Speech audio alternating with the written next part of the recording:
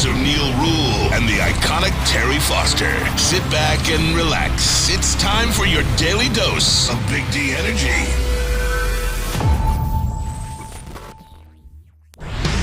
Hey, yo, welcome back, everybody. Big D Energy, Woodward Sports Network. Neal Ruhl, D-Mac, Darren McCarty, T-Foss off on Tuesdays, but Sam Flannel is very much on. Spencer Raxter is very much on. Happy Election Day to everybody. Get out there. Do what you got to do. Go vote. I'll do the obligatory. I don't care what you're voting for. Just go vote. For Christ's sakes, go vote. Well, I brought up the conversations that we had before about people that are standing out there with all the signs of go vote unless, you should know who you're going to vote for. Before you walk in the... And that's it. Look, I'm not doing the political stuff here. No. We're not doing it at all. There are no winners when you do that. But here's what I am going to say. I went and voted this morning. Kids were off school. Took my daughter with me to the poll. Here's how democracy works. That big thing. And I don't understand when you pull up, I vote at the Romeo Library in Washington Township. That's our place that we go to vote. And so they have all the signs out for everybody out there. As if I rolled up there going, man, I'm here, but I just don't know which way I'm leaning on this. Let me take a look at these signs and see, okay, this is the way I'm going to go. And then there was a person out there, and I won't name the candidate because it doesn't matter. It's not germane to the story. Was standing by one of the signs and was just kind of, you see like... it was the candidate. No, it wasn't the candidate. It was a person. It was a person. And you ever see like when the mattress store is going out of business and they're spinning that sign around on the corner? Oh, yeah. They were kind of doing that. They're dancing around the sign, kind of pointing to the sign. And like that person was there when I got there. I went in, I voted. My daughter wanted to look at some books in the library, so we did that. And then we came out. I'd say it's about a 30-minute process. That person was still out there when I got it. Why? Don't you have ish to do? Yeah. Don't you go do something. What now obviously like that person, like I'm going to see that person and go, D-Mac, that's the one. That's who I'm voting for. Yeah, I wasn't really locked into that. I was locked into what the Powerball numbers or the Mega Million numbers were, and they weren't even picked last night because some state had a discrepancy, but I heard they were picked before just recently. Did anybody win? Did they? I don't think so. I think Really? It's still going. Huh. My buddies texted me. I had a couple buddies that won $4 each. Nice. Yeah. Nice. I forgot it was going on. I didn't have a ticket, so I'm hoping everybody loses. With all due respect, I'll jump back in on the next one. Well, there was a delay, and it'll be interesting to see. So keep your ears out if anybody in the Woodward Sports chat thread hears of anybody winning or if Neal is back in the game, as they say. Absolutely. WoodwardSports.com chat thread. Remember, you can jump in on there. Get involved. Detroit Dabber, first one in, says, good morning, everybody. Good morning to you, Dabber. Honolulu Blue Sparty. Good morning. I voted. Hope you did, too. Maybe next year we can get a proposal to fire Campbell. LOL. Proposal 4. Are you tired of watching the Detroit Lions? Yeah. Has the man in charge let you down? He said things would be different, but no changes come. Dan Campbell lied to you. And on November 5th, you have the opportunity to have your voice heard. Vote yes on Proposal 4. Get Dan Campbell out of his head coaching seat. Dan Campbell, no good for the Lions, no good for you. That'll be next year. Yeah. Absolutely, if they're in the same position as they are this year. But I think we can all agree. We break it down as much as we want. He ain't going anywhere. So that's why we got the clock. Yep. So exactly. That's not happening. So, Mike G, Neal, always against Michigan football. I don't think it's unrealistic to ask them to win a big game, like win a big neutral site game, road game, like win a game. I don't think that's unfair. Beat somebody other than Rutgers. That's fair. I don't think it's fair. And that's why, like, later on, we're going to talk about Michigan State. I'm not buying this.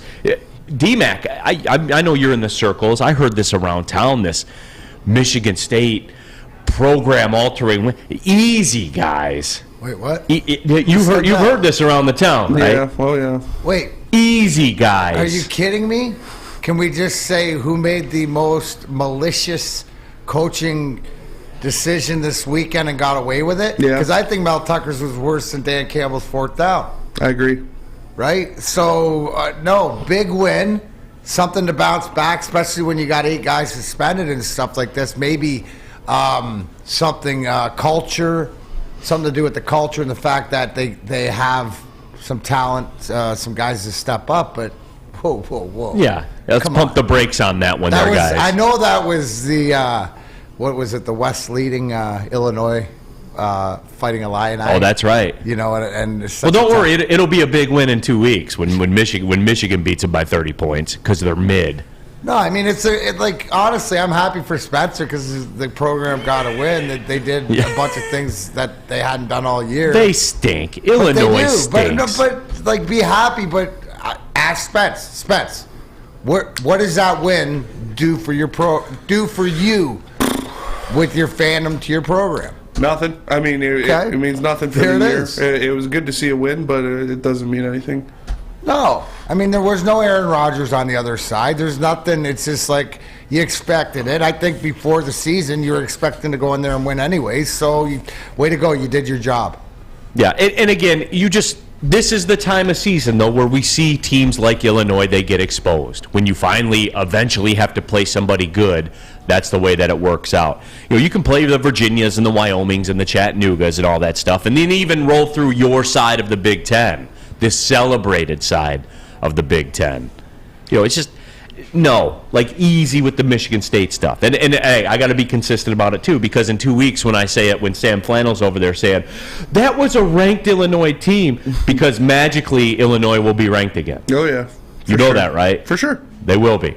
And then when Sam Flannel rolls over there and he's like, oh, that's a big win, and he gets that disgusted look on his face. Come on, Neal, that's a big win. I'm absolutely shocked that you are kind of criticizing Michigan State a little bit. It's finally about time. No. You know what? Listen, you know what's going to be apropos because Spencer nailed it on Saturday. Again, if we pull up the text thread, Sam at halftime is just dogging the program and not acceptable and whatever. And Spencer chimes in and goes, wow, Sam, this seems to be pretty on brand for halftime with you in Michigan this year. Would you not say, gentlemen? Yes. So then he's going to come out with all the excuses and whatever else, and then, the adjustments in the third quarter. Michigan's first halves have been terrible in Big Ten play. That's subjective, but they have made adjustments. And those second halves, man, they just go out and bury teams. But still, they're playing with fire. This is the one sport where you cannot lose one game or your season, for all intents and purposes, is over. So that's why I'm always so nervous. You can't slip up once. And those first halves, man, they keep it a little bit too close. WoodwardSports.com chat thread. Fish getting a lot of run here on Election Day. People enjoy fish, I guess. Real Cream of Wheat said, I voted for Ruhl's first furnace. Okay. Nicholas Duncan, I hope you win, Neal. Don't forget me. I won't forget any of you. Don't let the door hit you in the arse. You just won't hear from me ever again. Yeah. But I'll remember you. Hey, guys, it'll be in his heart. Yep. And he'll remember everything he ever did to get him. Just keep sending him that candy corn. Yeah, absolutely. WoodwardSports.com chat thread. Jenna Newman says, good morning, Big D Energy fan. Good morning, Jenna. Absolutely happy to have you guys with us. Honolulu Blue Sparty. The end-of-game sequence by Michigan State was definitely sus. Oh, for sure. We've gotten off the sus train, and I don't know why. It was sus. It was most definitely sus. It was one of the... It was a terrible call. You can't throw the ball in that situation. You got to run the ball. You run the ball, it gets down to 40 seconds, then you kick the field goal, make or miss, and the game's over. I don't why has math and common sense went away from football coaches at the end of football games?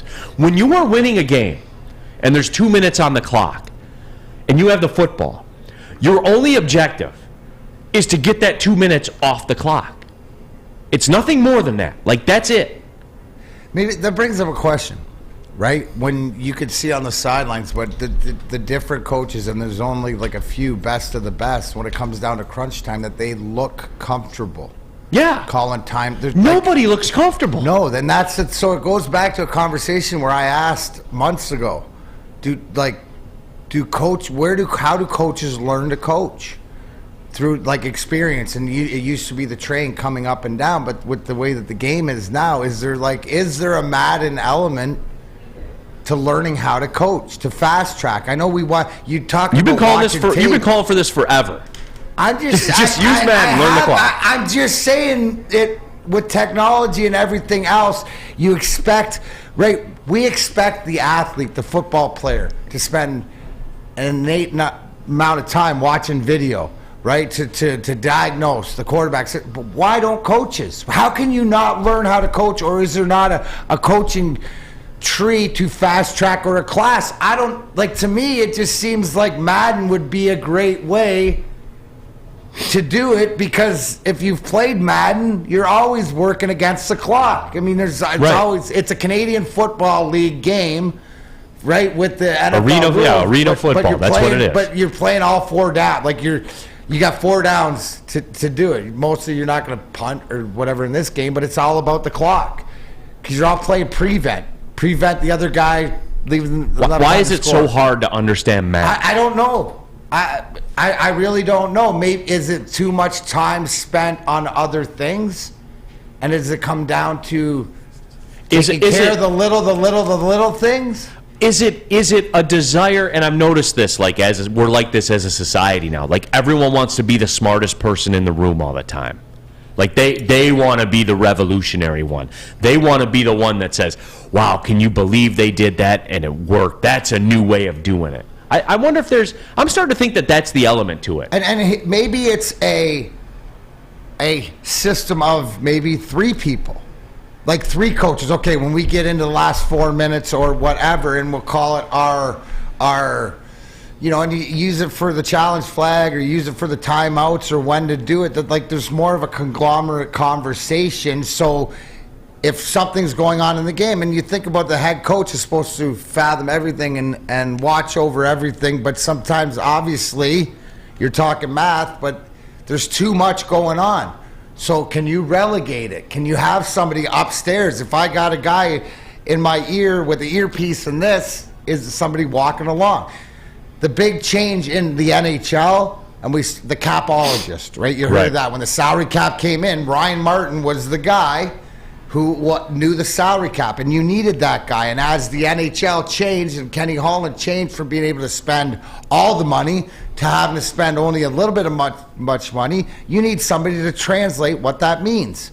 Maybe we're at the point that a coaching assistant translator, like a specialist, in the booth guy, clock specialist, clock specialist, challenge specialist, whatever.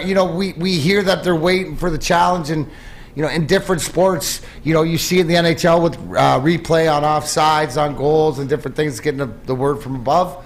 I don't know, Neal. But to your point, I think it's not as much as they don't know how to do basic math.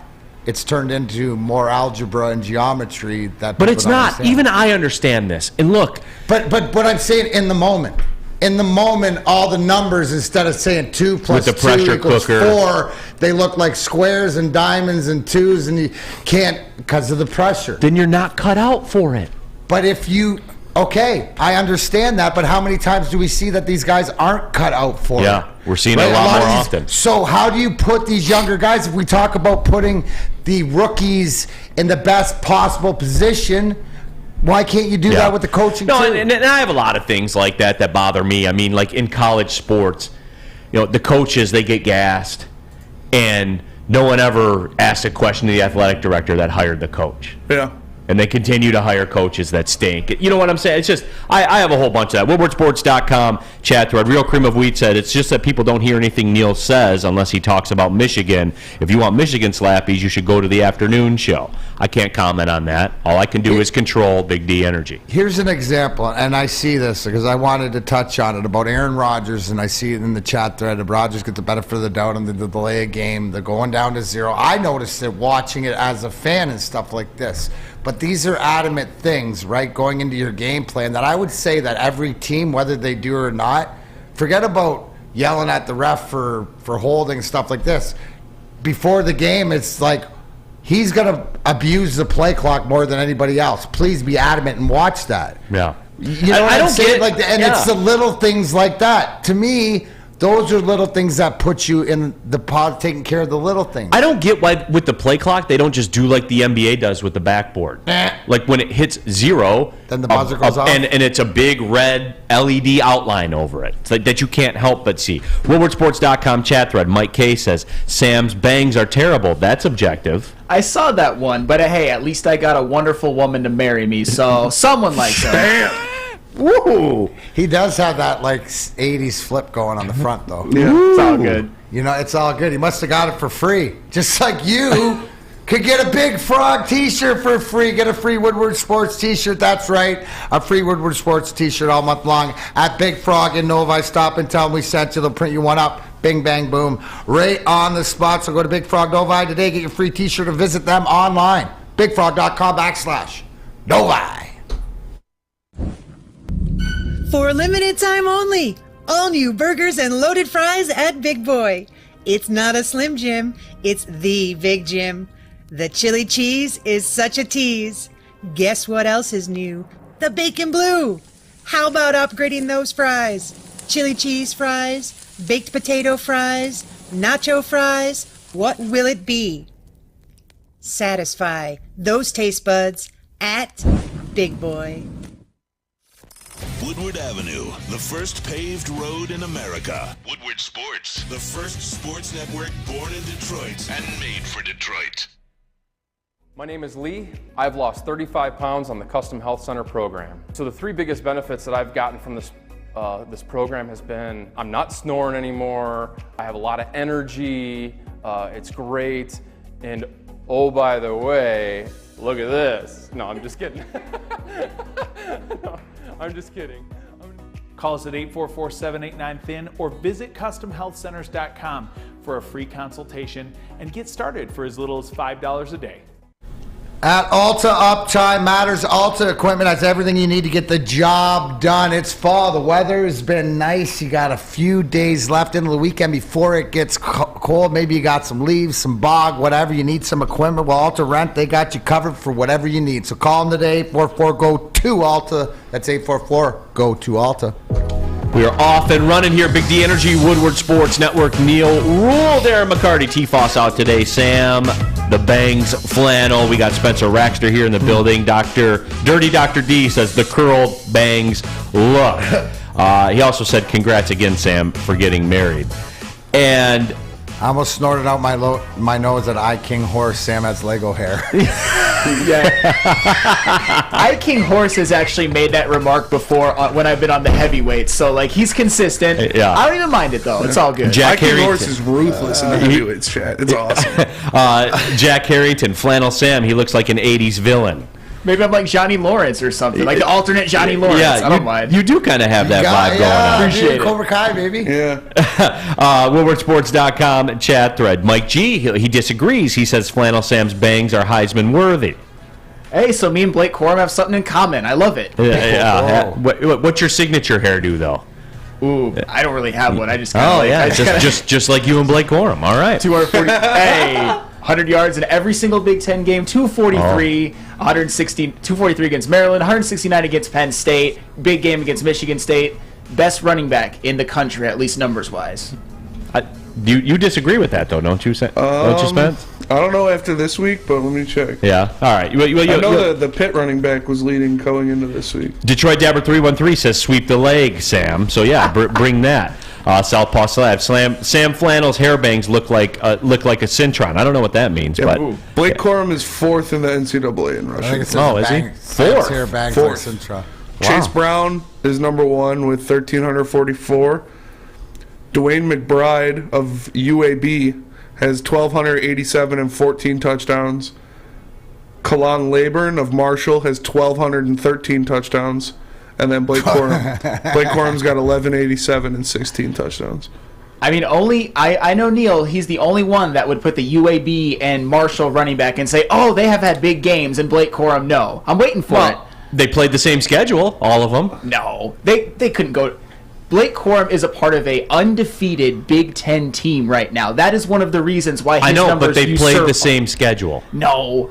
All those teams would get smashed by Penn State and Michigan State. Those teams are trash. I don't Come know on. about Michigan State.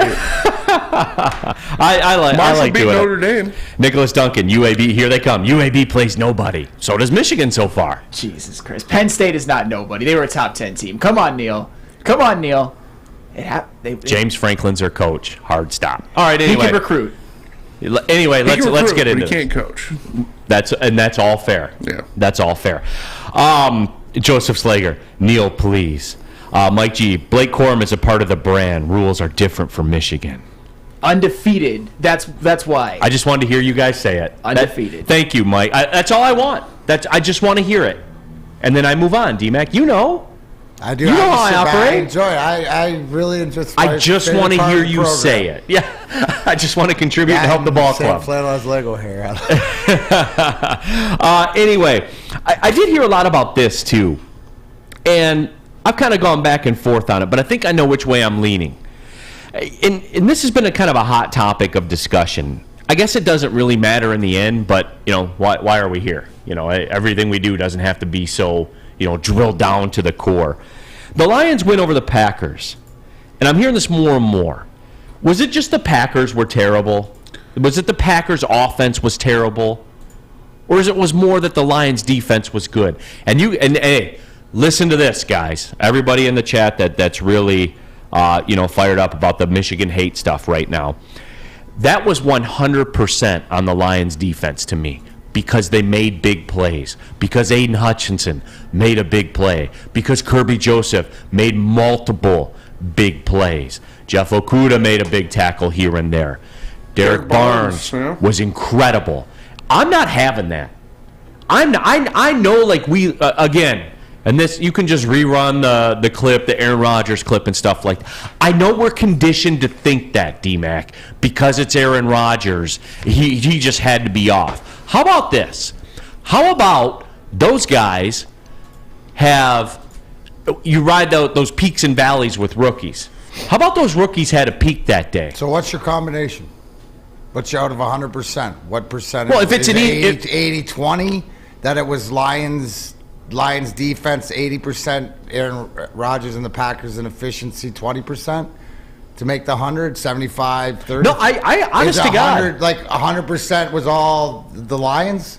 Lions defense, because the swing plays. And look, they're not a great defense. Was Aaron Rodgers, did he look like Aaron Rodgers? Did Aaron Rodgers have the weapons that he usually had or whatever? To the same sort of thing we talk about other quarterbacks is that, if he has the weapons around him.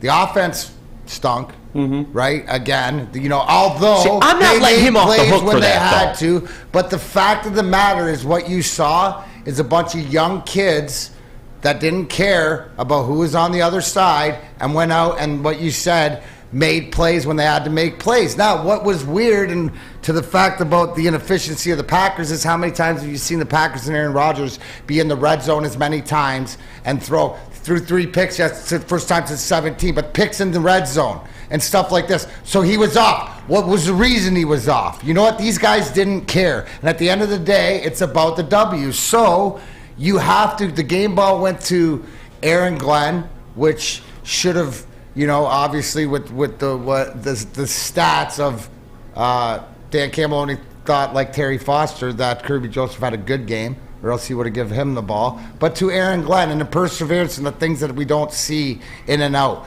One thing is the guys played hard, right? Played hard. It wasn't perfect. They took advantage of what it was. But that game could have easily. I'm giving it to the defense, and I'm agreeing to you because what did we see? Difference. We ended up winning that game. It wasn't a Hail Mary. You had to stop at 20 yards. It came down to it, and they did it. No, I don't care if it was ugly. I don't care if Rodgers threw it to him, threw it to that, right? If I break it down, that was the worst I've seen Aaron Rodgers play and the worst people around him. But I don't care because you got the job done. And if we want results at the end of this, it's a bunch of the rookies, a bunch of the kids that went in there and didn't care what everybody's narrative was. So I'm going to give it to them anyways because they deserve it. And here's my thing. Why does Aaron Rodgers get off the hook all of a sudden? See, so now I guess Aaron Rodgers is Jared Goff all of a sudden. Rodgers' teammates, you got to think that he's the most hated guy in Green Bay. The fan, that's the whole Like, it's me against the world. Like, what he's done to that organization. Yeah, and see, like, my thing is with it, again, we're letting Aaron Rodgers off the hook, and I don't know why. Because nobody, I don't like him. I despise him. I hate How are we Aaron letting him off Rodgers. the hook? Because everyone's just saying, oh, well, it's the weapons thing. You know what? How about you rise up and make a play, Aaron Rodgers? How about you do it? How about you not care? Because guess what? Tampa Bay's awful, and they're playing the Rams, and Tom Brady's face is swallowing itself. But what did he do at the end of the fourth quarter? It is. His face is swallowing itself. But what did he do? He put that aside. He sucked his face back out of his head and put the helmet on and took his team down and won the game. He made the plays. No one cries for Tom Brady and says, "Oh well, they've got a ton of injuries and they're missing so many guys." Why does Aaron Rodgers get off the hook? He's always gotten off the hook. He's trashing big games almost all the time. Has every single home playoff game, never wins. That mystique of Lambeau. Like, why? Why does everyone... Frozen tundra. Yeah, why does everyone let Aaron Rodgers off the hook and say, well, he just doesn't have any weapons. He's missing Devontae Adams. How about you rise up and make a play when the game's on the line? You have destroyed that team financially. You make $50 million a year. You're supposed to be that guy. You dress up like a Con Air character going into training camp. So be the guy. Go do it. But you know what? You couldn't. You couldn't do it because Kerby Joseph had something for you. Aiden Hutchinson had something for you. They made the big plays. You didn't. And I'm tired of everyone giving you a free pass all the time. Based on what? Make a play. You didn't make any plays because you couldn't. And and here's the one thing, which is the beauty of it, going into Chicago. We'll find out if more so it is this defense, because you're getting a Justin Fields who we've agreed is getting better, stuff like this. That team is coached better, so it's going to be a challenge. 300 all-purpose yards and 4 touchdowns against Miami. Yep. Right? So, I mean, it is what it is, and we could go back, but for what it is, for what they did, and because anybody else, we don't see that Lions defense hold up like other teams' defenses does when it comes down to, especially against the Packers or Aaron Rodgers. I'm tired of that shit, man. Was that good? If Aaron Rodgers was this end-all, be-all, they would have found a way to win. Yeah. How about this? Patrick Mahomes wouldn't have found a way to make something happen in a game like that, but I don't know. Yeah, you're the guy that's $111 million cap hit, or whatever that number is this year to your team. Go make a play. And you couldn't. Lil Wayne, hey, did you see Lil Wayne came out and said they should have got rid of him? Yeah. Oh, Noted all Packers the Packers fans are off the bandwagon. Even Wheezy. Yeah, Wheezy have babies off your back. Tucci came in there and laid it down to 12. You don't really recover from that. No, you don't. You absolutely do not. Doesn't Rodgers, does he still do Tuesdays with Pat McAfee? Or He does. Yeah. Well, yeah, of course. Dude, but yeah, and he's on shrooms the whole time. It's just, where do you go if you're him? Right? Because there's this, like you said, there's this schwarmy, just greasy non-accountability. I could go for a shawarma right now. Joseph Slaughter, WoodwardSports.com chat thread. I'm not arguing with you, Neal, but why do you give the Lions defense credit but not Blake Corum? Both play the teams on their schedule. Packers are clearly not as good as we used to. Joseph, Blake Corum is a very, very good college running back. Very good college running back. Very, very good. You can see it. The way he runs through contact. He's very, very good. He's not the best player in America. Like, stop with that. If it were up to Sam Flannel, and now I have to check back with him. I don't know if Jake Moody lost his seat at the Heisman ceremony. He may have, or has he not? Jake Moody might have lost his stranglehold on the Lou Groza Award after the last week's game. So we're down to, at the Heisman ceremony now, it's just Blake Corum and J.J. McCarthy, right? No, J.J. McCarthy's certainly not. But Blake Corum, to your point, it's not about who the best player is. It's who has the best production. It's like Donovan Edwards may be the better back. He is. And that's very arguable, and he's definitely more complete. But Blake Corum is getting the carries, he's putting up numbers, and that's what being a Heisman winner is all about, not just raw talent. And, there's deeper issues in that too, Joseph. Like, you only play your schedule. Yeah, but in college you make your schedule. This is pro football we're talking about here. It is. It's different. It's definitely not the same thing. So, that's what it was. I was a little bit pissed off about that. I was, as you can probably tell. Neal Ruhl here for the Sports Marketing Agency to spread awareness about mental health and substance abuse issues. Their new podcast is called This is the S Word. And it's a series about the stigma that's associated with seeking help for mental health. If you're struggling, if you know somebody who's struggling, go to thesportsma.com. Again, thesportsma.com, Sports Marketing Agency. They're here to help. 3 NBA championships. Detroit fans were there. 11 Stanley Cups. Detroit fans were there. 4 World Series wins. Detroit fans were there.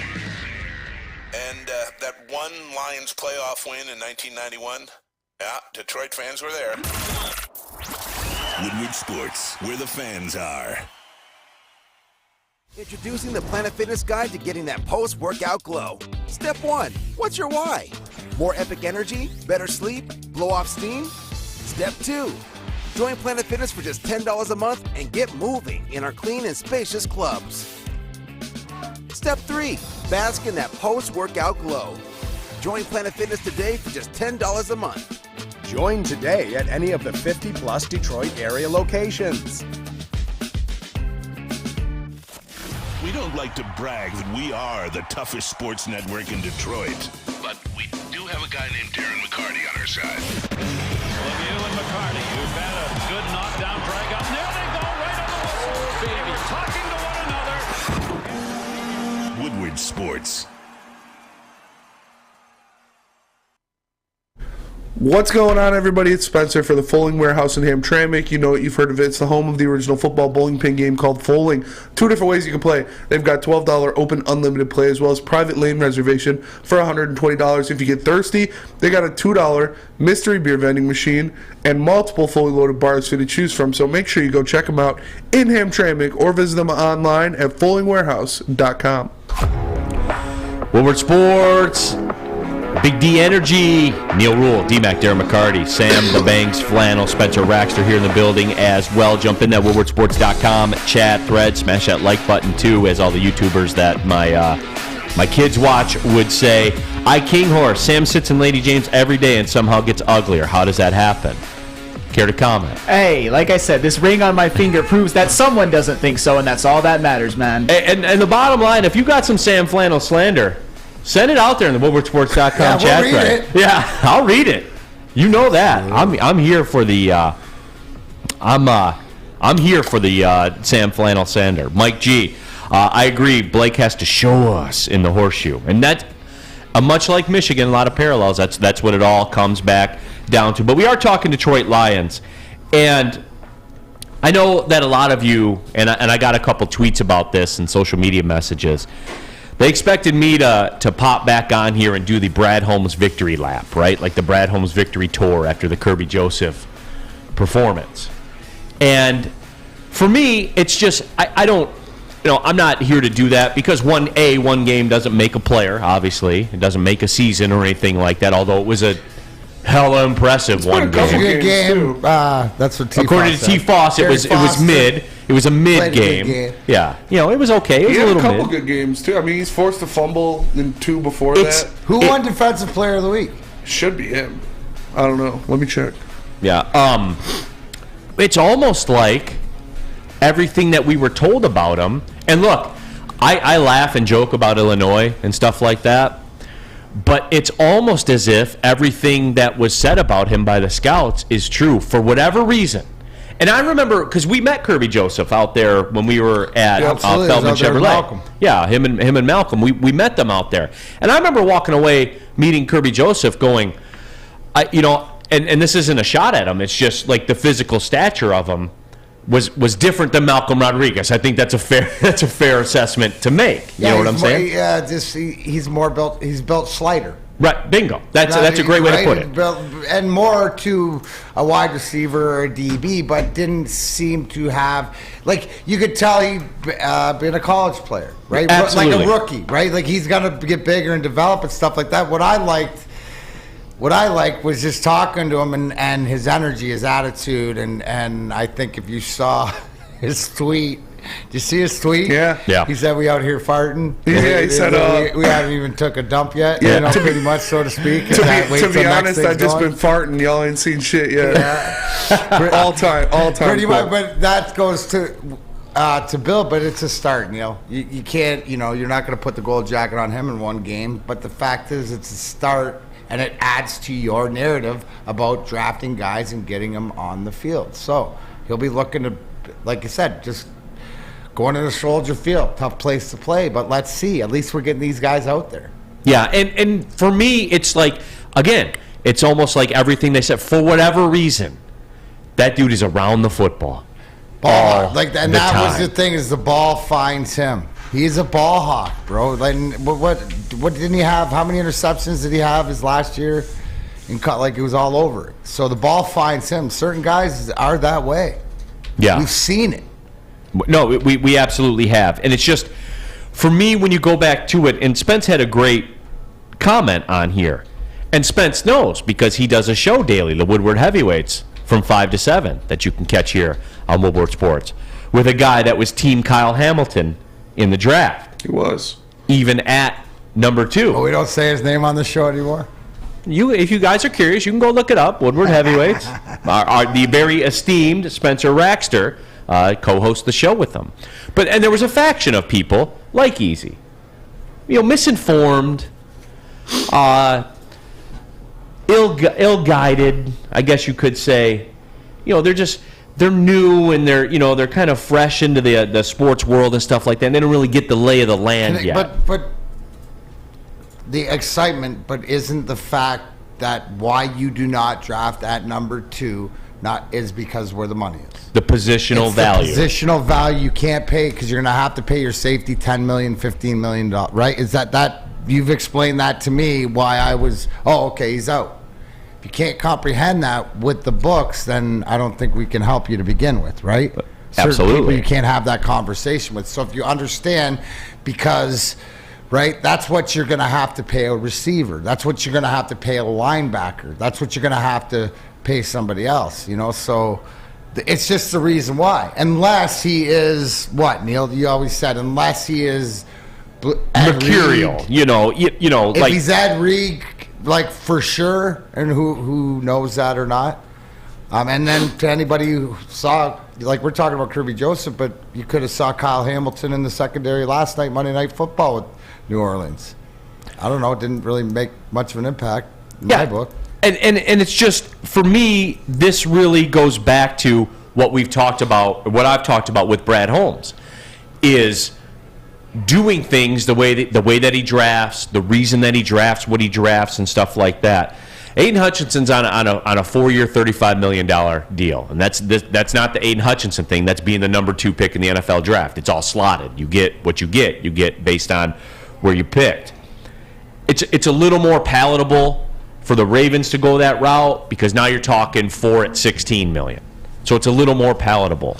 But oh, by the way, you look at what Kerby Joseph is making this year, $917,000. Oh man, this year. That's amazing. And speaking of Ed Reed, I know you guys mentioned him. I know this is a bit of a strong statement, but in the last 3 games, I would say that Kerby Joseph has been Ed Reed-esque. He's forced 4 turnovers in the last 3 games, and all 4 of those turnovers were when other teams were driving in the red zone. So that is 4 potential touchdowns taken off the board by Kerby Joseph. It has been unbelievable. He's been one of the best safeties in the NFL for the past 3 games, and he's a 3rd-round pick. He might be the guy moving forward for the Lions that I'm the most excited about because he has shown us elite-level play. It's amazing to watch. And I always try to be careful when I start talking about those things because what are people going to hear when you say that statement? Kerby Joseph is Ed Reed. Yeah, no, and I'm but that's a great point by you because over this 3 weeks. And I know it's 3 weeks. That's all we got. Guy's a rookie. I mean, what was Ed Reed known for? He was probably the best ball hawking safety in the history of the NFL. And what has Kerby Joseph done for the past 3 games?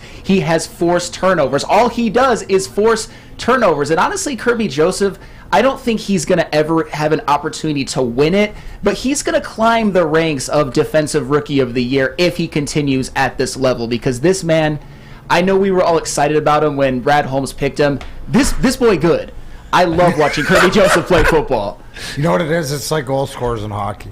The true goal scorers. The puck finds them, right? And on defense, the ball finds them. Who does he, Neal, does he remind you of somebody? Because the fact that he's willing to be physical. And listen, the fact that he wasn't in there for the last series and different things like that, because that friendly fire hit he took from Akuta, oh my gosh, that was one of the hardest hits thrown of the day, right? But the fact that, like you said, always around the ball, you can't teach that. It reminds me of guys like Brett Hull, Brendan Shanahan. The puck finds these guys. Yeah, and he is. He's always there. And it goes to show you this, and this isn't on the scoreboard, and this isn't something that's front of mind. This is another example of the general manager getting it done. It is, and it's subtle, and you don't notice it because it's not part of the game day experience. They don't talk about it on ESPN or NFL Primetime or anything like that. No other shows are really going to talk about it because a lot of people don't understand it. But this is how it's done. This further entrenches me. So no, I'm not doing a victory lap because the destination hasn't been reached yet. This just goes back to it again. If you can't see what Brad Holmes is doing, then I cannot help you. You're going to see what you want to see. No, absolutely. Better and better. And you got to remember, these are rookies playing in their first year and stuff like that, and getting more snaps, getting more responsibility. Obviously, Aaron Glenn realizes that, he's got to lean on these guys, but they're finding a way. I mean, you look like even Akuta, right, who's around the ball a lot. He falls down more than I want him to, but the fact is that he's out there. He's available, right, Neal? And these guys are making themselves available. So hopefully, Kerby Joseph will be healthy and doing the same things this weekend. I mean, Jeff Okuda, besides because he was a Bob Quinn pick, that game against the Packers, that is kind of the Brad Holmes game. You've got Aiden Hutchinson making his biggest play as a line. You got Kerby Joseph, 2 interceptions. You have Derek Barnes stepping in for Rodrigo and arguably playing the best game by a Lions linebacker in the past 2 years. And then you've got Amon-Ra St. Brown leading the team in receiving. This is the Brad Holmes kind of game, and it was amazing to watch, and you love to see these young players, even though it was a game against a not-so-great Packers team, and even though the Lions didn't always look impressive, it's great to see the young guys who Brad Holmes drafted step up. It shows his plan. And it does, and it just shows you how deep it is, too, because, boom, just like that, your safety, you talk about Kyle Hamilton this season will make 80% of Kerby Joseph's entire contract this season. And that is why you don't pick a safety at number 2. Moral of the story. Moral of the Especially story. Because, again, going back to it, the Marcus Williams thing, Spence, he's the best, one of the best ones in the game. Yeah. He got $15 million per year. I wasn't given one. I don't know about 10. Right. Period. End of story, man. So, and look, I know people are going to hear that and they're going to say, "Oh, you're saying that he's Ed Reed." No, we're not saying that. I'm just saying, echoing Sam Flannel's sentiment that over the last 3 weeks he has been him. You can say what you want. He has been incredible. Yeah, and that's what we need. And the fact that the youth on the defense, and they get another shot to do it in Chicago this weekend. But you know what? You can have a shot at $200,000 for your dream house mortgage. Yes, get to any of the 168 Lady Jane's haircuts for men. You walk in, you register, you also sign in, sit down, and boom, before you know it, wicked and clean. So get to a Lady Jane's, open 7 days a week, walk in anytime. It's wicked awesome. The sports marketing agency would not be who we are without great community partners like Higuera Health and Carol Zuniga. It's an awesome opportunity to partner with your organization. Higuera Health is a comprehensive behavioral health organization. We serve children through older adults with mental health, substance use, and developmental disabilities across Western Wayne counties, and really excited to now be in downriver communities as well. Give us a call at 734-458-4601. Get a shot up. This is for the win. All of Detroit's sports teams live on Woodward. All of Detroit's sports coverage lives on Woodward Sports. Driving the best in Detroit sports coverage. You don't have to go to the beach, man. You don't have to get your butt crack full of sand. You just need a little chili peppers, man, to get that glowing beach chili peppers tan. Woo! With 26 locations in the Metro Detroit area and more coming, Chili Peppers Tanning is where you'll find the cleanest salons in the D. Join the Pepper Club for the best deals on unlimited tanning. Head to chilipepperstanning.com. You just need a little chili peppers, man.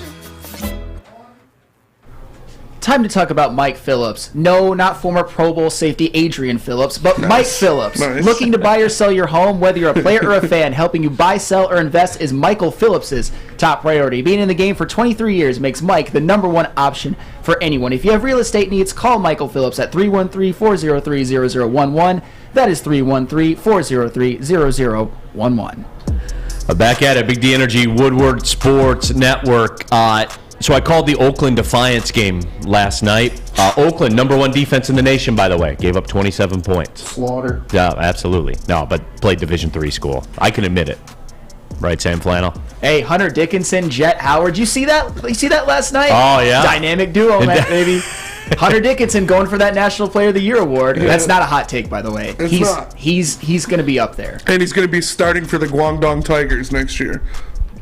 That's but they're he's good. got to work on that pick and roll defense Yeah, for real. he might put them over the edge. Yeah. He might. Early season favorite, they acquire him. You know that. Honestly. So during the broadcast, I like to, if I got some time to kill, when the game is 92-27, you have time to kill during the broadcast. And so Defiance, I kind of went through like the famous people that were from Defiance, and they had a dude, and I forget his name, but his last name wasn't Phillips, but I never wanted somebody's last name to be Phillips more than this. He was a 24-time World Horseshoe Champion from Defiance, Ohio. Nice. I wanted his last name to be Phillips so bad, but it You wasn't. put him in Mike Phillips. Add him to Yeah, not 24-time world champion, Horseshoe world just champion. Quick side note, since you brought it up, was Yeah. there any famous people that people out there would know from Defiance? Sam Hornish Jr., Indy 500 champion. Yes, Sam Hornish Jr. I do recognize him. And I forget the name off the top of my head. One of the four horsemen from Notre Dame was from Defiance, Ohio, and Greg Campy as well. Greg Campy's from Greg Defiance? Campy's from Defiance. Oh, right on. So there you have League. it. Talking football though, these become probably my favorite segments of the week. It's nickel package time, baby. Nickel package time. Drop a beat, Sam. Thank you very much. First question of the NFL nickel package. Who will finish with a better record this season? The Los Angeles Rams or the Chicago Bears? You always ask these questions, man, that there's an automatic response to them. Intuitional response. Oh, it's got to be the Rams. It's got to be the Rams, right? Like there's no way it can't be the Rams. And you do a good job at these questions, but this time, no, it can't. It can't be the Bears. Yes, it can. No, it can't. It's no, it gotta can't. be I the refuse. Bears. The Bears. Rams are destined for I 6 refuse and to believe 11 or that. 7 and 10.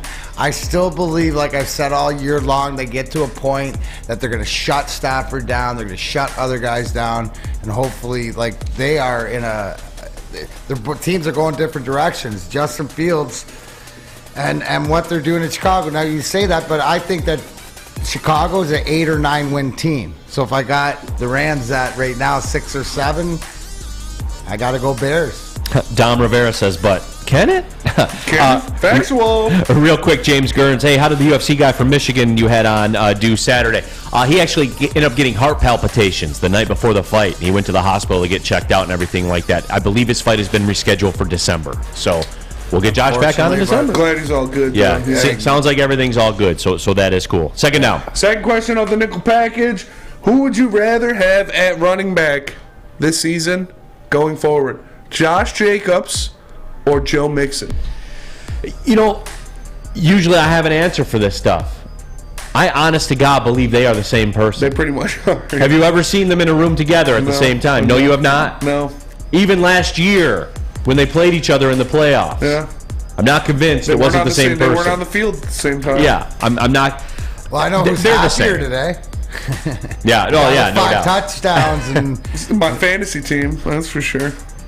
Yeah, it's, you know, Josh, I do like Josh Jacobs though. Alabama guy. Yeah, he runs hard. He's a punishing runner. You know, Mixon's going to get the run right now. Just because he's coming off the But don't you find day. Mixon more of a dual threat, more of a option in all of the game? You know, the pass. Yeah, but for me though, D-Mac, it's almost like Mixon perplexes me because I know he's got that in the bag. You know, that the games certainly not 5 touchdowns every single game. I will say this: Joe Mixon has left me wanting more. Yeah. Than Jacobs had. Well, Jacobs, you sort of know what he is, right? Straightforward, dragging 4 or 5 guys, hard to go down, falls forward. I guess it depends on if you need a 1 or a 2 or if you have a complimentary.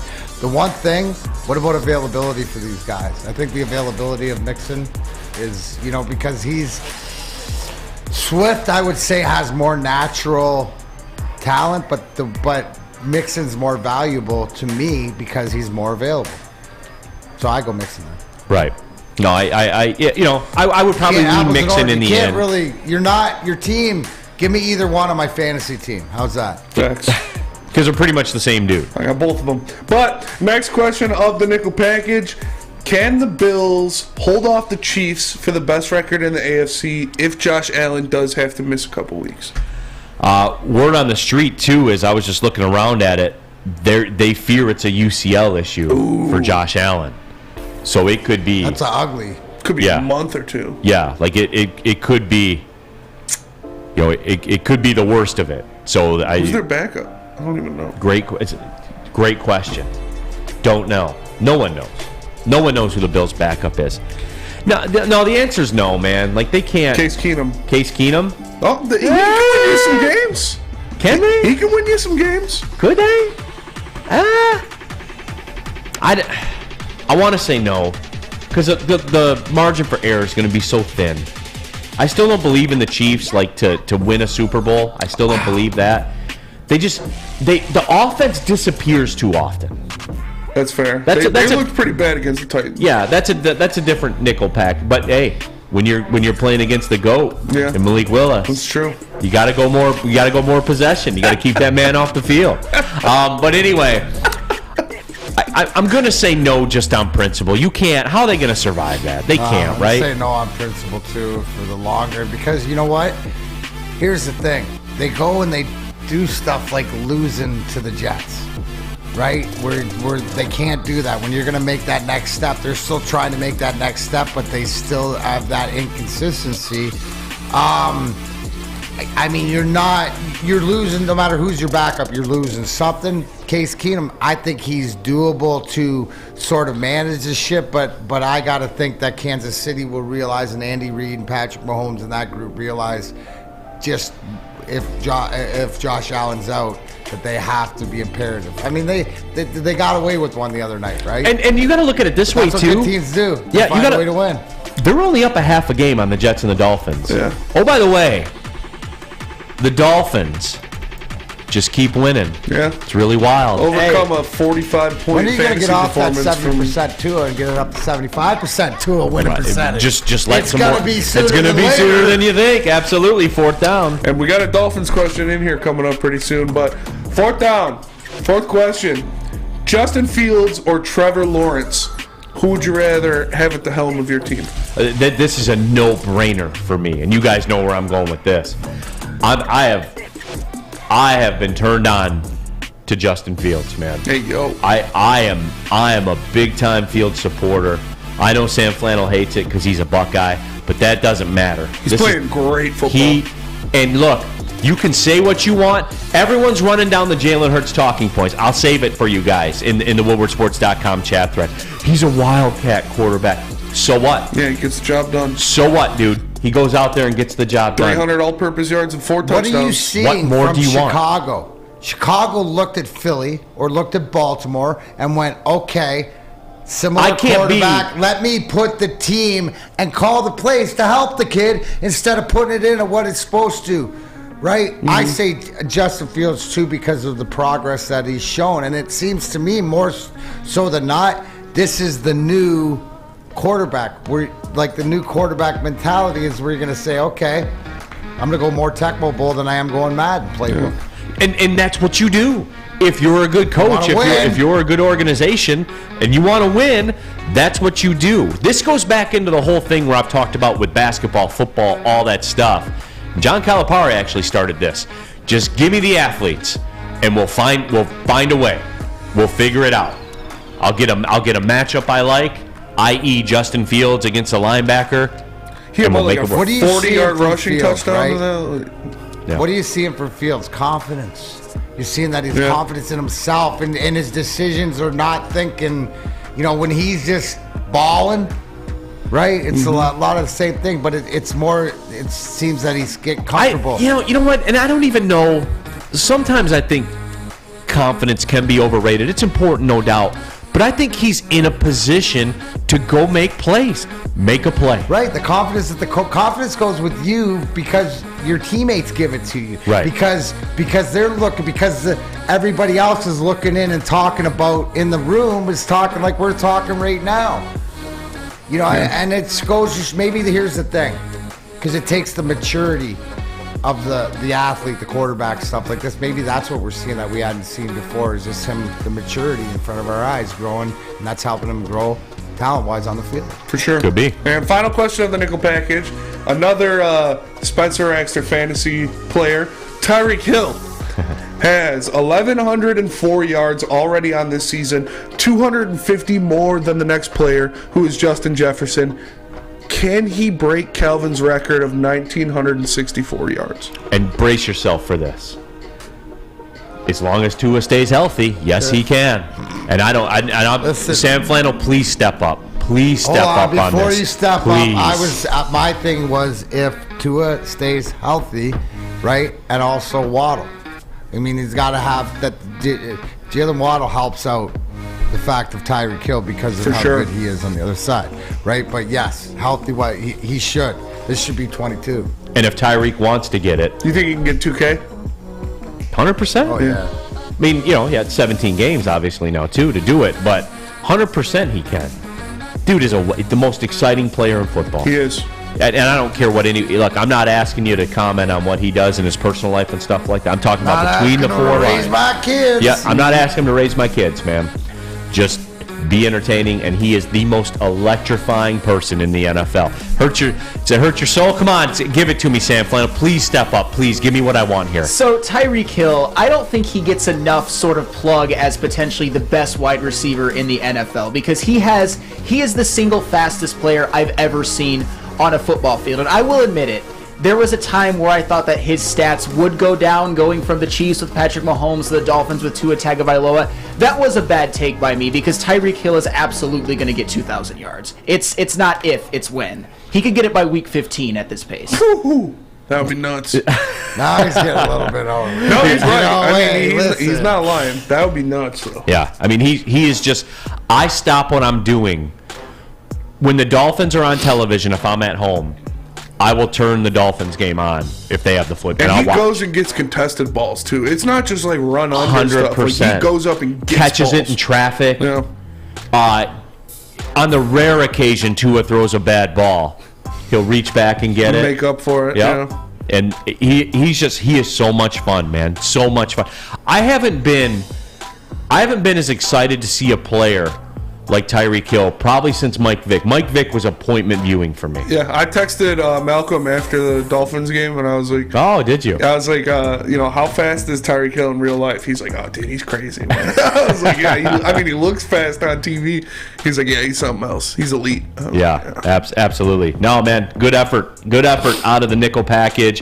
When we come back, got to jump into that college edition after I tell you about Cintron, the official energy drink of the Red Wings. They've combined all three of their delicious flavors into the limited edition 6-pack sampler box. You can try Cintron's great tasting cranberry, classic, and sugar-free all in one package. Okay. Okay. Pre-order your Cintron 6-pack sampler box today. CintronWorld.com/Red Wings. Get energized with Cintron, and let's go Red Wings. Beat the Canadiens tonight. Wow, wait. 3 NBA championships. Detroit fans were there. 11 Stanley Cups. Detroit fans were there. 4 World Series wins. Detroit fans were there. And Lions playoff win in 1991? Yeah, Detroit fans were there. Woodward Sports, where the fans are. Hi, I'm John from Better Rate Mortgage, and to me, family is more than blood. That's why I have the biggest family in Metro Detroit. If you're looking to buy a house or refinance and need a loan, come get treated better than family by me and our entire team here at Better Rate Mortgage. We pride ourselves on giving you better advice, better service, and a better loan experience. That's why we are Better Rate. If you're looking for a new mortgage, come get treated like family. Actually, better with Better Rate Mortgage. Visit us at mybetterrate.com or call at 248-480-4467 today. We don't like to brag that we are the toughest sports network in Detroit, but we do have a guy named Darren McCarty on our side. Lemieux and McCarty, who've had a good knockdown drag up. There they go, right on the whistle, baby, talking to one another. Woodward Sports. Neal Ruhl here for Custom Health Centers. Get your customized approach to weight loss. Think of all the ways that weight affects your health, mentally, emotionally, spiritually, physically. Custom Health Centers. Blessed to have over 20,000 success stories. It's been their honor to help many professional athletes lose weight and improve their health. People like former Detroit Lion Pro Bowler Eddie Murray and Pistons bad boy Rick Mahorn. Start losing weight today. Call Dr. Jason and Custom Health at 844-789-8446. That's 844-789-THIN. Pulling up on the second hour of the show, Big D Energy, Woodward Sports Network, Neal Ruhl, D-Mac, Darren McCarty, Sam Flannel, Spencer Raxter here. No T-Foss on Tuesdays. Get the Nickle packages rolling. We're going to talk Red Wings, and we're going to talk Pistons, too. They deserve that after that win last night. It's a good win. College, Nickle, package. Sam Flannel takes center stage. All right, so question number one, first down. Quite simply, is Georgia a juggernaut kind of this year, kind of like they were last year? The instinctual answer that everyone says is no. The foundation I've laid for my opinions on things would be no, because you don't lose that kind of talent to the NFL draft and come back and be as dominant. It's a combination of factors for Georgia, I think, this year. It's where college football's kind of mid. Sorry, it is. It's the most mid. It's been. It's the most mid it's been in a while, right? Yeah. I mean, because, just working backwards for the NFL draft, who are you going to die on the hill for in the draft? People seem to say Will Anderson, right? Probably Will Anderson. But still, though, that's it? That light's diminishing. Yeah. Right? Who would be number two? Will Anderson or Bryce Young, and then now it's... Who would be number two? No one knows. I mean, honestly, if we're talking number two, maybe Jalen Carter of Georgia, who really stepped up against Tennessee. That's where I'm leaning right now. But it's just crazy. So, last year, man, that was some Miami Hurricanes-ish that team was on last year, where, just the talent that was on the field. Look at the guys that are drafted that are making an impact that are playing in the league right now. Yeah, so I'm going to say, I got to say no to that one. You don't think Georgia's going to win? It's not that they're not going to win. It's that they're not what they were last year. No, I don't think that they are, but what I think is that what they were last year, and Kerby Smart has that winning mentality to the guys that were there, the guys that are stepping up. What we're saying now, that name again that you said. Oh, Jalen Carter. Right, well, there's a guy, and I think that in this year, Neal, what we're going to see more is sort of those late entrants into the, that we're going to hear some heat about coming down as we enter into the championship season, into the playoff season and stuff like this. It's more up for grabs for guys you haven't heard of to get in there. And I think maybe Georgia, because pedigree and it's about mentality, right? What you saw last game, or them sort of get bored, figure out, but they had a new team. I do think they were bored. They had a new team. I do think they were bored. Right, but they also had a new team because of all the guys that graduated. So I think that they're coming into it more. Is it me, or is it like Stetson Bennett? He's not the end-all, be-all, but for that team, he's good enough to lead that team. He knows what that team is, and Kerby Smart knows what he's got in his quarterback. Second down. All right, second down. So despite losing one game at Georgia, is Tennessee still a national championship contender? I got to see this is kind of a cop-out, and I got to see the way the rest of it plays out. I would say, and I know I'll get lit up for this, but whatever, and I'll put the question back on you, Sam Flannel. I think Tennessee's, if they lose at Ohio State, if Michigan loses at Ohio State, I'll take a one-loss Tennessee team in their body of work over Michigan's body of work. Well, because Tennessee will have probably had a better loss at Georgia, and they have the win against Alabama. Tennessee will have still had the better resume. I don't think that's controversial Okay, at all. all right. I got to check with you first. Tennessee is not out of the Final Four, but that's the sort of the question. They did not. Their loss the other day, although how it was more to the testament of what Georgia is, in my opinion, but they're not out of it, depending on how the rest of this things got to shake out, like, they're not, like, you're going to say, no, they could be there. No, they could find their way. There's a team that strength of schedule benefits. Absolutely. So, yeah, I think that certainly is the case. WoodwardSports.com chat thread, I'm Salty, says, hey, Michigan's at home. Who would have guessed? They are at home this week. Nebraska. Yeah, that's right. Scott Frost and the Cornhuskers rolling into town. Except not him. Except him, not him. That's right. Not Scott Frost. All right, so third down. So last week you saw kind of poor performances by C.J. Stroud and Hendon Hooker. Does the best quarterback in the nation actually play at USC, and is his name Caleb Williams? I don't know. Because I brought up the fact that I watched the Ohio State game for just about 2 quarters, and if teams had the wind at their back, you could not complete a pass. Like it was physically impossible. But it's to complete a pass. It's the Heisman. It's a big award. No, you know I what understand I mean? You that. have to be elite every week. I understand that. And CJ, look, like the way we talk about it for Michigan. And look, I've been less and less impressed with Ohio State. I've been vocal about that. I put that out there as it's gone on. I just want that backed up. It's just Ohio State has their statement chance too, and Stroud has his moment out there too. You go out there and you cook Michigan for 340 and 4 touchdowns. You're Might as in well there. just give him the Heisman. Yeah, guys, do we realize that Ohio State's the ones on the revenge tour? They lost last year to Michigan. They got something to prove. C.J. Stroud has something to prove if he wants to win that Heisman. They have as much to play for. Ryan Davies had to sit on this for a year. I think C.J. Stroud's there. Like, I think it's...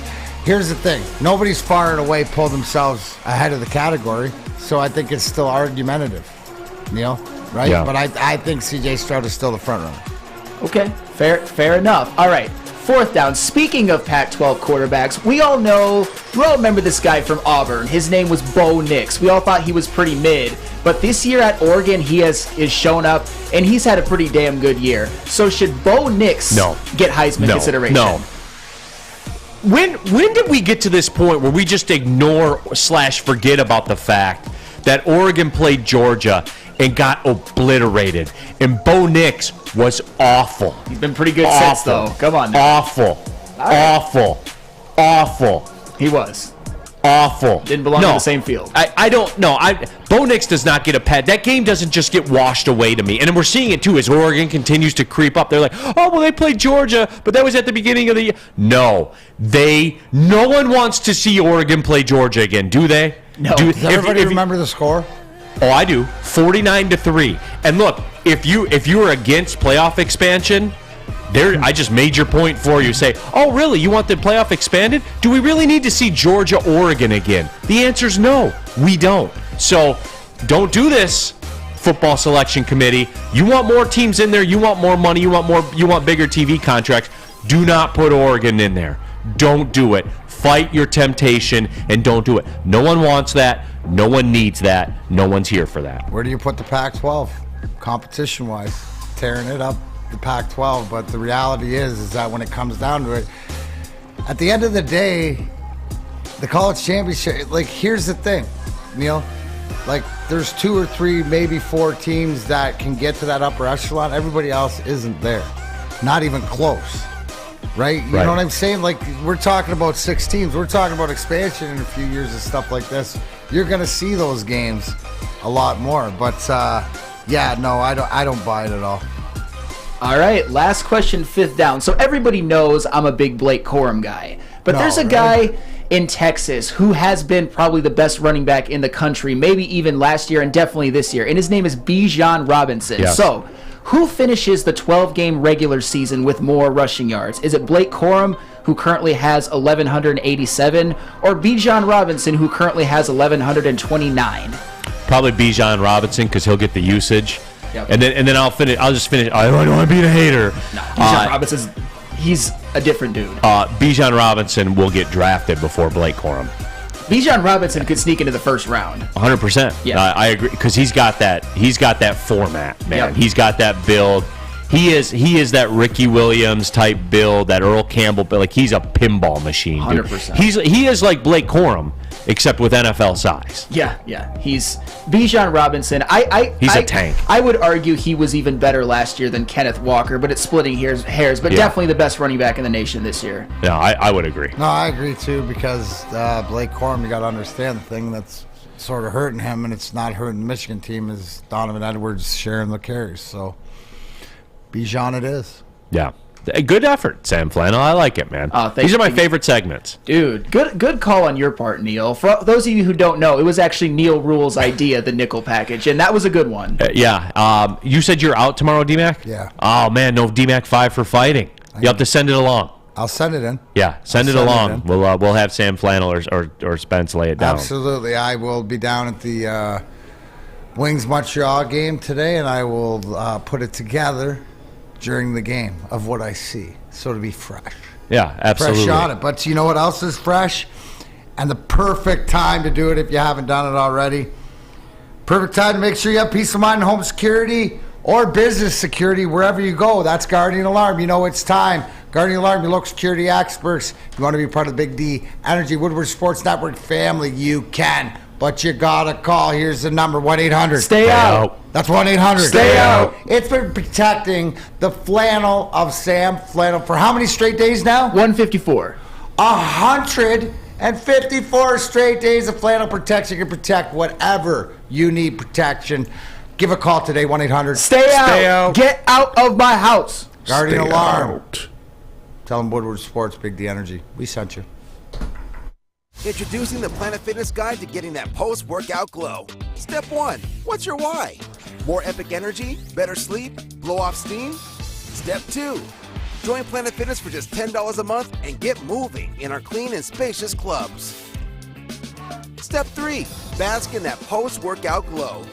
Join Planet Fitness today for just $10 a month.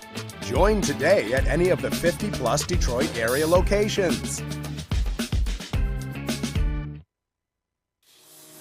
It's a great day to get some Centron in your life. Okay. There it is. Centron, here we go. Gotta grab the cranberry. Oh wait, it's 2 for $4. Gotta double up with the classic as well. Centron World, baby. Centron, available at select Krogers, and if you wanna know how, go to @CentronWorld.com. You get dope like me. You know what?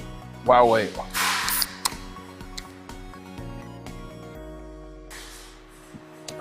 Great taste, guaranteed.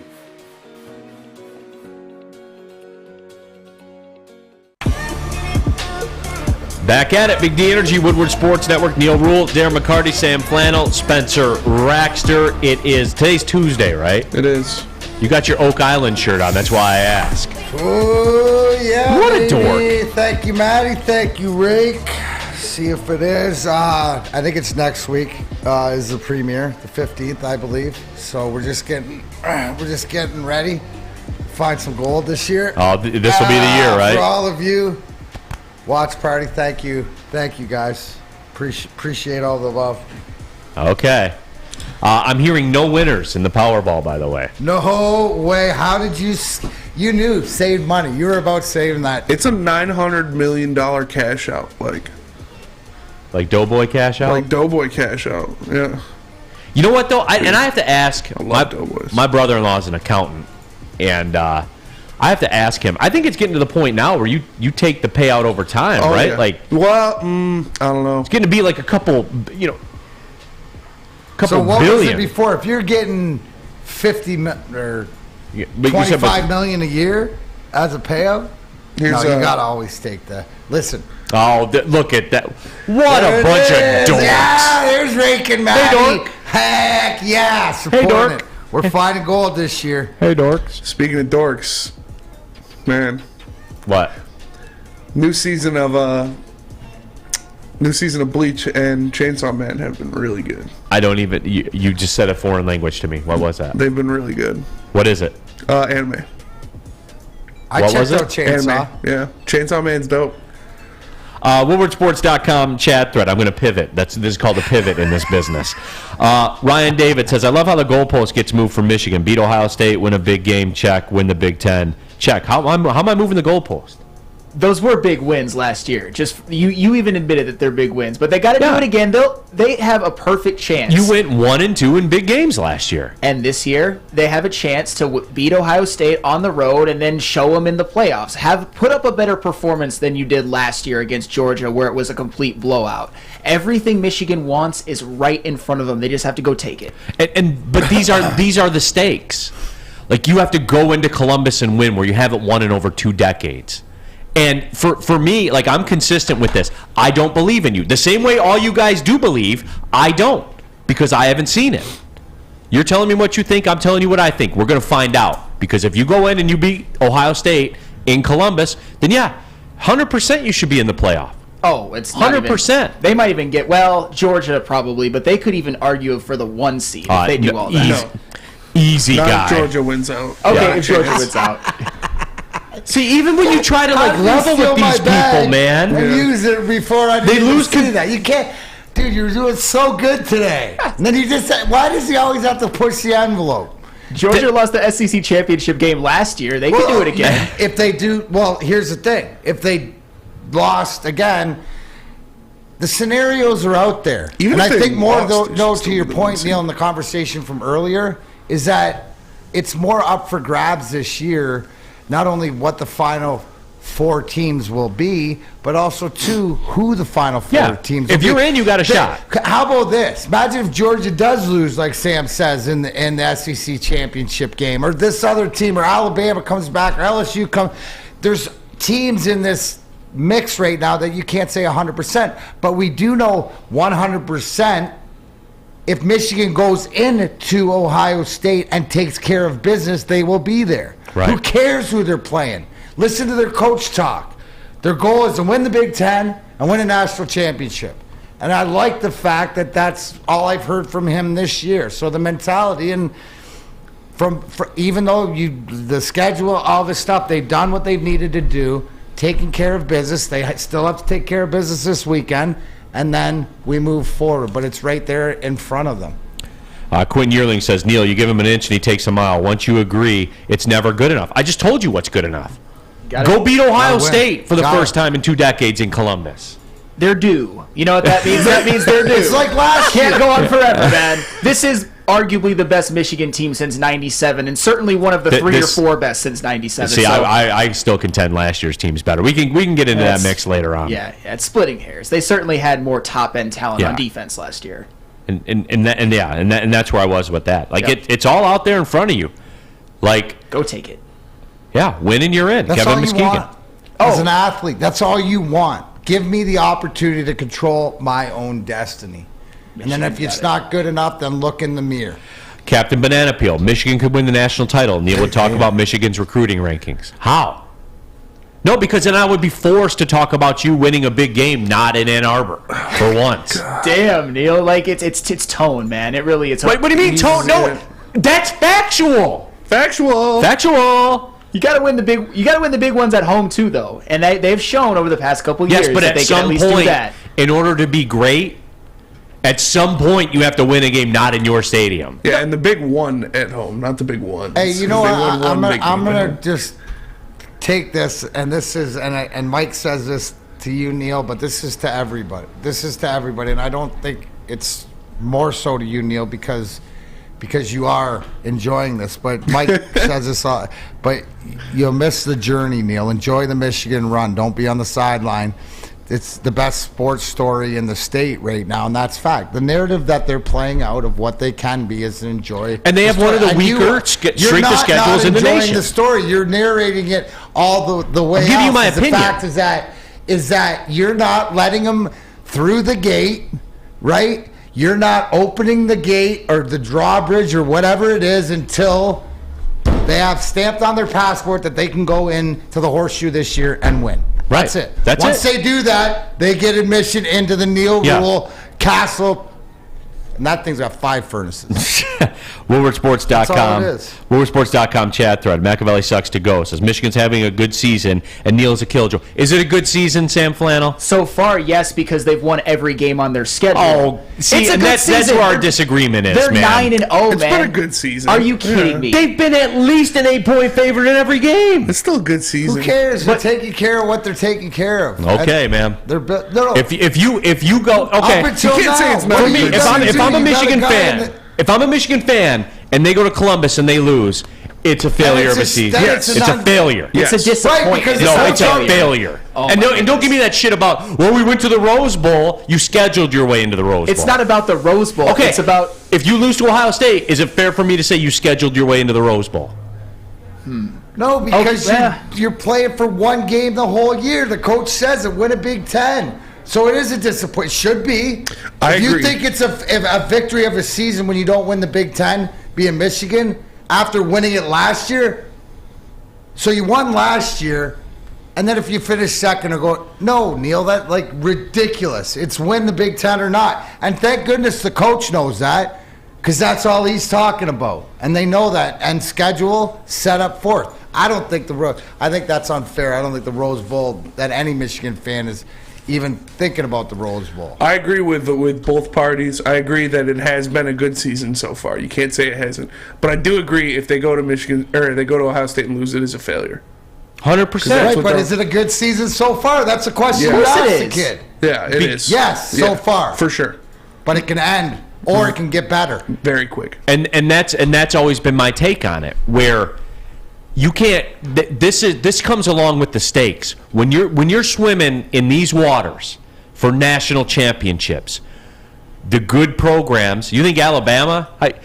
If Alabama goes to the Sugar Bowl or something like that, if they don't win the national title, it's a failure. Oh, 100%. A failure. Best program of, like, the best dynasty of my lifetime, honestly, though. Yeah. So, I mean, there's Alabama fans after the second loss last week that are probably contemplating, like burning their jerseys and all that. Like, it's the end of the world. Saban Do you fired. understand it's the end of the world there because of what their culture accepts? Mm-hmm.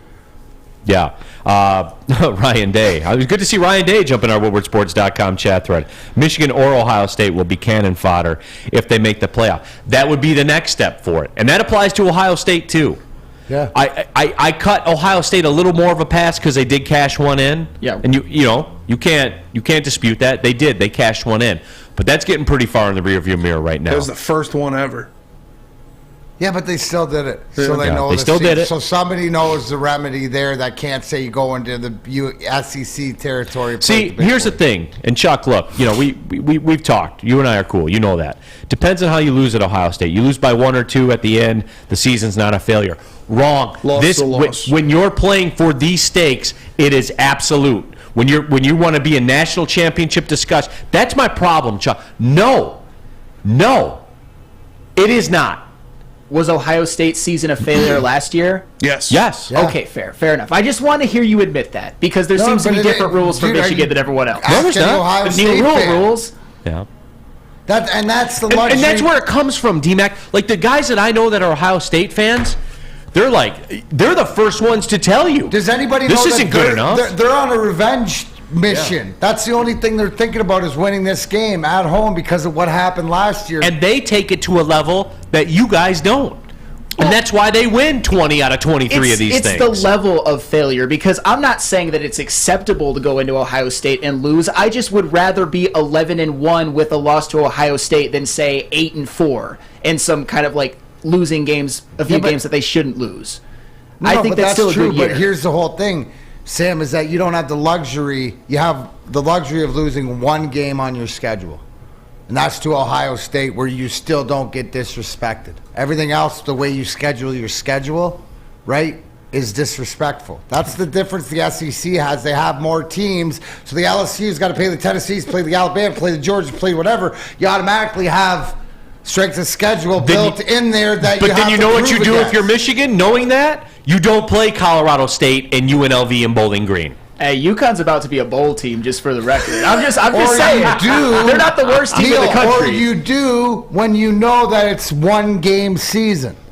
to get to the playoffs. Now, I would think that if you're building a program why the Georgias and Alabamas over the years is because their skin gets tougher from playing the Texas A&Ms and playing, in the Mississippi States. They're playing the different places that are tough to play, right?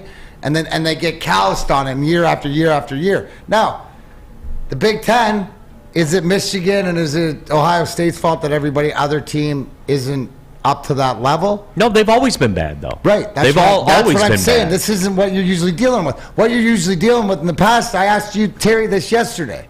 When I said, well, what's the difference between back in the Bo and Woody days when Ohio State, it seemed like there was only that one game a year, but then somebody would come along, right? The Northwesterns would come along, or the Purdue's would come along with a 5-3 win, or somebody would schmozzle it up for that big game. Yeah. What we're back to is that Ohio State versus Michigan with everything else taking care of business should come down to the one game. Trash can man, WoodwardSports.com chat there. Doesn't matter arguing with Queen Neal. He is always the ultimate hater.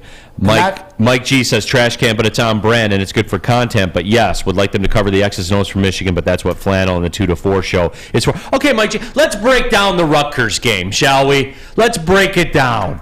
Rutgers. But do you understand my whole point? Is that's why when it comes to winning the big dance, that you're not prepared. Because you don't. That's that's my overriding point. That's real, D-Mac. One good game that maybe you've won or whatever, but you're not. You don't have the scar tissue of going to war and stuff like this. You've gone to war. You thought you've gone to war, but you haven't really gone to war into the trenches. That was my whole point. It's preparing and that's my point, because that's real.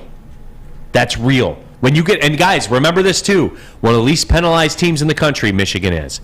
The one road game at Indiana, though, they got called for 11 flags. You're going to have flags thrown on you in Columbus. Mentally prepare yourself for that. That's part of playing on the road. That's why winning on the road is hard. That's why Alabama nearly lost at Texas. They had like 18 penalties called against them. That's the way that it works, guys. Like, come on. Hey, limited time only. All new burgers and loaded fries are at Big Boy. It's not just a Slim Jim. It's the Big Jim, the chili cheese. You know that's a tease. And guess what else is new? It's the bacon blue. While you're at it, upgrade the fries, the chili cheese fries, the baked potato fries, the nacho fries. Satisfy those taste buds at Big Boy. 3 NBA championships. Detroit fans were there. 11 Stanley Cups. Detroit fans were there. 4 World Series wins. Detroit fans were there. And that one Lions playoff win in 1991. Yeah, Detroit fans were there. Woodward Sports, where the fans are. Fellas, let's be honest. We like things to be easy. We like simple stuff, like sports 7 days a week. We like things uncomplicated, like Lady Jane's Haircuts for Men. Open 10 to 8, 7 days a week. Walk in anytime. Sign in, sit down, watch your favorite team play. And before you know it, your hair will be game ready. Open 10 to 8, 7 days a week. Walk in anytime. Lady Jane's Haircuts for Men. It's wicked awesome. We don't like to brag that we are the toughest sports network in Detroit, but we do have a guy named Darren McCarty on our side. Lemieux and McCarty, who've had a good knockdown drag up. There they go, right on the whistle, baby, talking to one another. Woodward Sports. Neal Ruhl here for Chili Peppers Tanning, where you find the cleanest salons in the D with spotless, sanitized rooms and trained and certified tanning professionals. You can join the Pepper Club, get all the best deals. They'll beat the competitors' prices by at least $5. Don't forget to pick up the Australian Gold, Designer Skin, Cal Tan, and Spencer Raxter's own Swedish Beauty Lotions. Oh, yeah. ChiliPeppersTanning.com, the hottest bulbs, the hottest deals, the darkest tans. They are your vitamin D headquarters, 27 locations, and more on the way. It's Chili Peppers Tanning, y'all. Chili Peppers Tan. All right, D-Mac. A little soft and subtle in there. Woodward Sports, Big D, Energy, Neal Ruhl, D-Mac, Sam Flannel, Spencer Raxter here in the building. And this always comes back to it, too. Chuck says, so Ohio State has no scar tissue. We're not talking about Ohio State. They got the game at home. You got to go in and win. And their season will be equally as much of a failure if they lose to Michigan. Like, it's not just Michigan in this world, you know? Yeah, you'd think.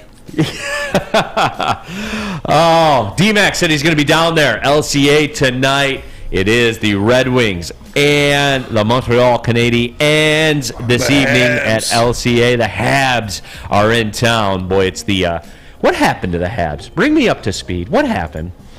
Tough division, bro. I mean, what's happened to the Habs is that you just look at where we were sitting a week ago, right? Questioning the Red Wings, the hot start, then come off the road, inconsistencies, injuries, da.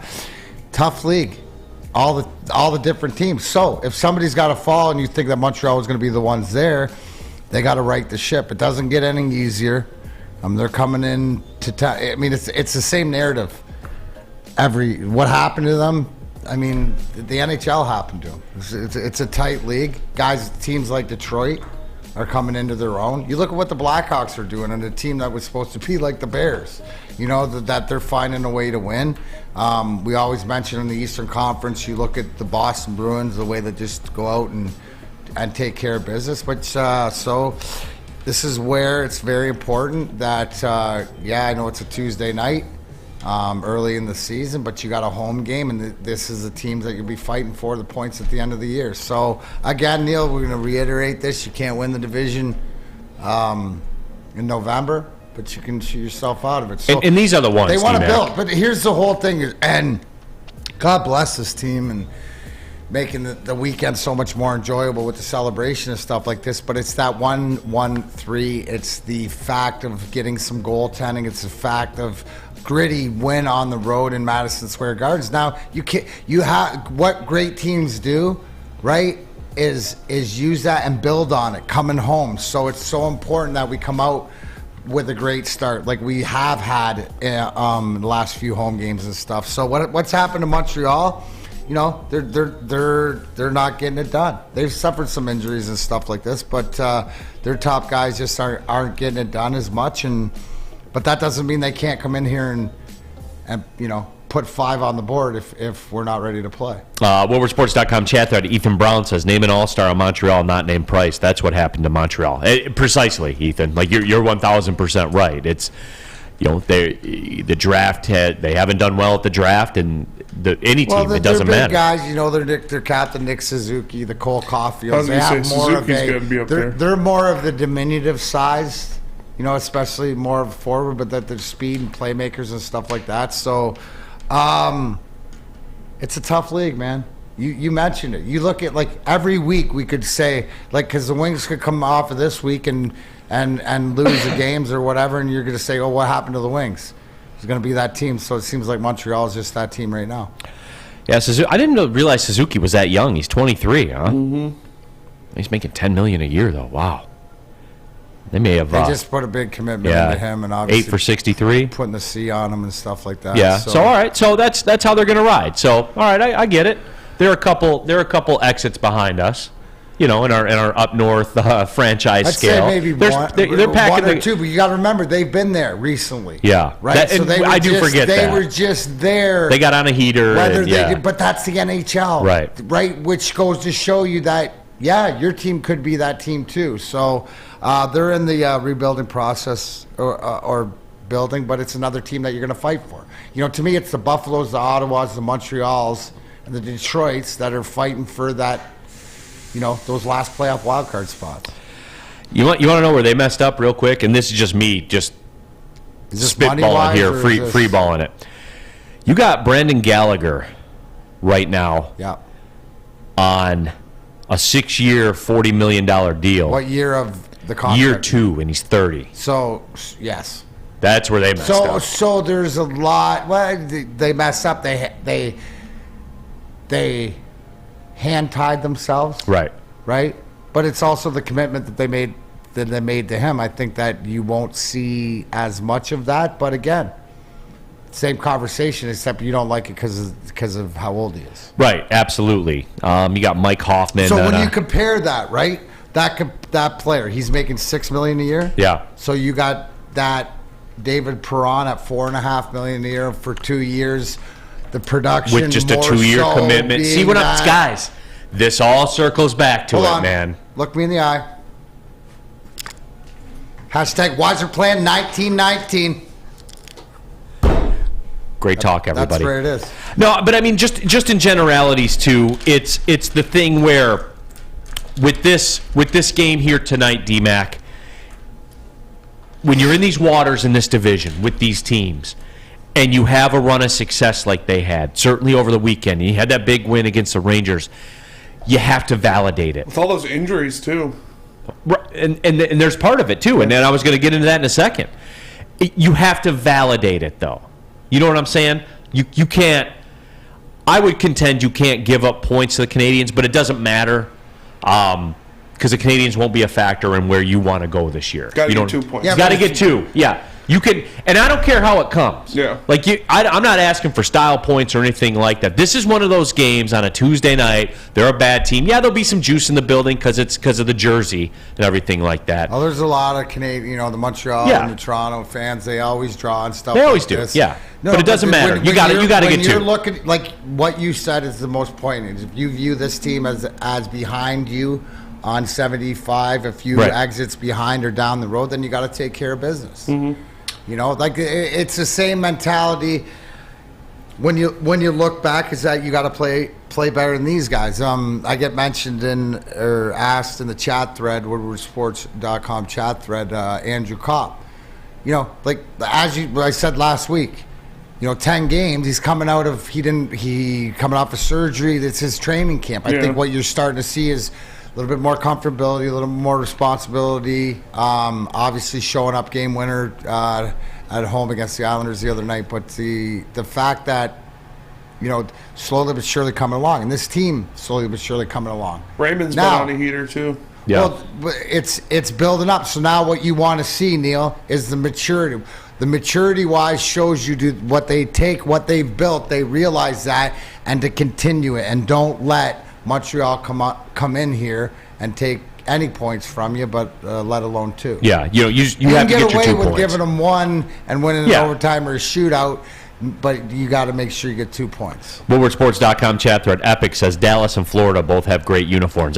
Florida Panthers on my team B. Florida's uniforms are dope. They've been my team B ever since they got Pavel Bure. You know that, D. I like Ekblad a lot too. Yeah, that dude's a stud. And Matthew Tkachuk. Yeah. So Aaron Ekblad, Essex County Fight Club. He looks exactly like my friend Mike. It's funny, but it's a good-looking dude. Yeah. He's a handsome man. Yeah. Also, too, updating it, Philip Zadina officially will be out 6 to 8 weeks at a minimum, so that is out there as well. Geez. But Fabs and Bird are skating though. They've been practicing, and that's why. So Spence asked a question on the show sheet. So, can the Wings keep up this level of play with all the injuries they've suffered? And I will say because now you're getting to the point where the rotating door is starting to spin the other way, where as guys get in the door, guys are coming out of the door too. If that makes any sense. Like Bertuzzi's skating today, now it's a broken bone, so that's certified 4 to 6. Sundqvist skating today. You got Fabry, Wallman, guys are out on the ice, so that's what you said. At least you started the revolving door. But here's the thing, the beauty also too, Neal, is you have guys in the minors that you're willing to give a look or give the call up. You're going to see Edvidson at some point. You're going to see Berggren at some point. I was just going to say, Alex Haggerty in the Woodward Sports chat said they haven't called up Berggren yet either. No, and because here's the thing. Why you call Luft up is because he's a fourth-line guy to play those minutes to do that role. When you're going to call a Berggren up, it's going to be for the first top 2 line, so he's going to get minutes. He's going to play in positions when he's ready. So, it's not about putting the best guys up there. It's putting them up there and giving them positions. So, in saying that, Zadina goes down. Maybe it gives that opportunity for somebody else to jump in, and maybe it gives Zadina an opportunity, not only physically to heal, but mentally to go find his way. So it's not like you're, it's sad to say, but it's not like you're losing anything out of the lineup. The stats would dictate that you're correct, and I'm sorry. But again, guys, remember, we got to get comfortable with this. When you start winning games and you're in the graphic and you're competing for a playoff spot, there's accountability when you don't succeed. We're easing our way back into this. Unless you're Michigan. Spencer said that. That was Spencer. Yeah. That was all. And I am a hater. That was like the Spartium. Yeah, dude, you've been so subdued. It's good to see that you're back. Yeah, that's one. I wouldn't say I'm He's back, good. but yeah. Yeah. David Michigan Perron. fans still are. David Perron, Perron, man. Kubalik, Sherrod. Kubalik's Money be been on the board tonight. That's a big one, gnarly. too. Sherrod coming from Montreal, stuff like this. The guys that you've added, the players, Oli Mata, stuff like this, NHL players. It's only going to continue. Here we go. Mata's offense has been huge. WoodwardSports.com chat thread. Machiavelli sucks to go. Neal, Killjoy, Two Furnaces, Ruhl. That was Spencer that said that. That was me. And I'm a hater. You know what this reminds me of right now? A hater. I hate Michigan. We've come full circle. I told you the story before. D-Mac and I worked together in a past radio life at ESPN Radio in Detroit. And so I would do shows with D-Mac. There were other times I did shows with Drew Sharp. Rest in peace. Mm-hmm. And now Spencer and you guys, I think, have figured out and are enjoying what I enjoyed when I worked with Drew Sharp. I could say anything I wanted, and Drew Sharp got blamed for it every single time. And now it's full circle. See how karma works? I do. I'm going to introduce you about karma. Drew? There it is. Drew Sharp. We've come full circle, brother. Getting it back in. Anyways, tell us about Swiss. Yeah. Of course, but not Hammond Swiss. Swiss Insurance Group. Swiss Insurance Group and their employees are heavily involved in their community. It is very rewarding, but comes with great responsibility. If you send a local youth sports board, homeowners association, or a volunteer coach, directors and officers insurance is a must. Make sure the kids, parents, and volunteers are protected. Call Swiss Insurance today. We don't like to brag that we are the toughest sports network in Detroit, but we do have a guy named Darren McCarty on our side. Lemieux and McCarty, who've had a good knockdown drag up. There they go, right on the whistle, baby, talking to one another. Woodward Sports. Life is full of hard choices. We're here to make one of life's biggest decisions as simple as possible. My name is Christina Gennari, and for over 20 years, I've helped hundreds of families buy and sell homes. We cover all of Metro Detroit and more, from large luxury homes to starter homes. We will work hard to make sure that you get the home of your dreams. So if you're in the market today or even thinking about buying or selling in the future, make the obvious choice. Christina Gennari, the obvious choice in real estate. Visit us at soldchristina.com today. 3 NBA championships. Detroit fans were there. 11 Stanley Cups. Detroit fans were there. 4 World Series wins. Detroit fans were there. And that one Lions playoff win in 1991. Yeah, Detroit fans were there. Woodward Sports, where the fans are. Back at it, Big D Energy, Woodward Sports Network, coming down the stretch. Neal Ruhl, Darren McCarty, Sam Flannel, Spencer Raxter, Big D Energy in the building. In our WoodwardSports.com chat thread, Paul Thomas says, Flannel Sam, too extreme, too dangerous for Michigan. Give me your best Flannel Sam slander campaign on the WoodwardSports.com chat thread. Didn't realize there was an election on maybe getting me out of Woodward Sports. I don't think there is. I should probably talk to the people in the back, though. You never know. Never know on election day. Yeah, you never know. Proposition 5. Yep. Right after Dan Campbell. Right after Dan Campbell. Boy, maybe the most pivotal election day in the history of the state of Michigan. Facts. Dan Campbell on the ballot. Flannel Sam on the ballot. Some people would vote for me, right? Don't answer that. What are you running for? I guess I'm on the chopping block somehow. They said that I'm too dangerous for Michigan, or what was that? Too extreme. Too radical. Too radical. and then you got to start blaming the recession on Sam Flannel too. Gas prices, grocery prices. You got to go down the talking points. You know. Flannel paid less for his taxes. Yeah, you paid more. The price of flannels has skyrocketed for the rest. When we had that bad weather event back in the summer, Flannel Sam was in Cancun. That's true. That's true. While you were here trying to empty the water out of your basement. He tells you to stay put, but he's in Joshua Tree with Aaron Rodgers. The polyamorous Sam Flannel. It's good for thee, but not for me. D-Mac, WoodwardSports.com chat thread, coldest season. Any update on Verona, D-Mac? You got a perspective on his status. Have you heard anything? I watched him block that shot and that puck go into the stands, and that is a definite break. You know, to me, sometimes it's like a timeout, and it's a perfect opportunity. He didn't get out to the start that he wanted. This might be able to give him a chance. Oh, he was asking about Verona. Oh, Verona. Not Verona. Today, yeah. Sorry. Yeah, like here's the one thing, and I see this narrative. He's not dead, and he's not traded and gone. Right. He's going to get help mentally. Now, trust me, from somebody who's done this a bunch of times. Yeah, as you always say, a couple times. Four times, $1 million. That's why I'm so smart. Everything, it's going to be better for it. And you know what? At the end of the day, it doesn't matter about. I know it will make him a better player and a more appreciation because I know the work that he's doing on himself right now. But dude, then you have that caveat.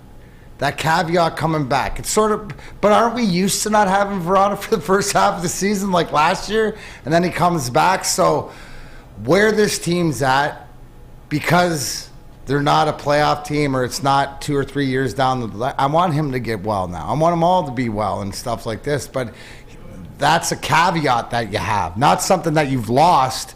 It's something that you've put away that you're shining up and making better. Maybe, for lack of a better term, putting a new engine in it. I get what you're saying. So and full support by everybody in the organization. So he's out doing, and you know what? No news is good news. Because you'll see it. You'll hear it when he's back, when he's around and stuff like that. You'll see him. He'll talk. But right now, no news is good news. WoodwardSports.com chat thread, Galloping Lake 6. Breaking news: the Panthers fire former Lions defensive coordinator Paul Pasqualoni. Panthers defense was ranked 30th. Stunner.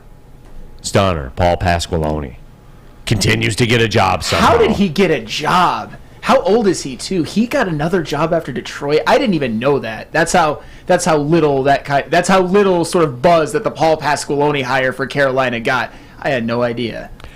Mike G says, vote yes on proposal bangs. That's pretty funny. Here on Mark M says, Flannel Sam Legend Killer, too dangerous for Michigan. I would agree. These are all really good, actually. All you guys in the chat, Spencer, Neal, you guys are getting me with the bangers today, man. Yep. The away fan, Flannel Sam. He's the one who's been increasing your taxes, rent, cost of living, while his second and third furnace burns bright. We don't need another extremist like Neal. Vote no against Flannel Sam. Dude, you sound that actually sounds like the campaign commercials that have been clogging up my TV for months now. I'm so glad that it's election day today. Not because, I voted. Because we made it. We made it. It was getting grim there for a couple of minutes. RJ Graham, vote for Sano Flam. He has all the stats.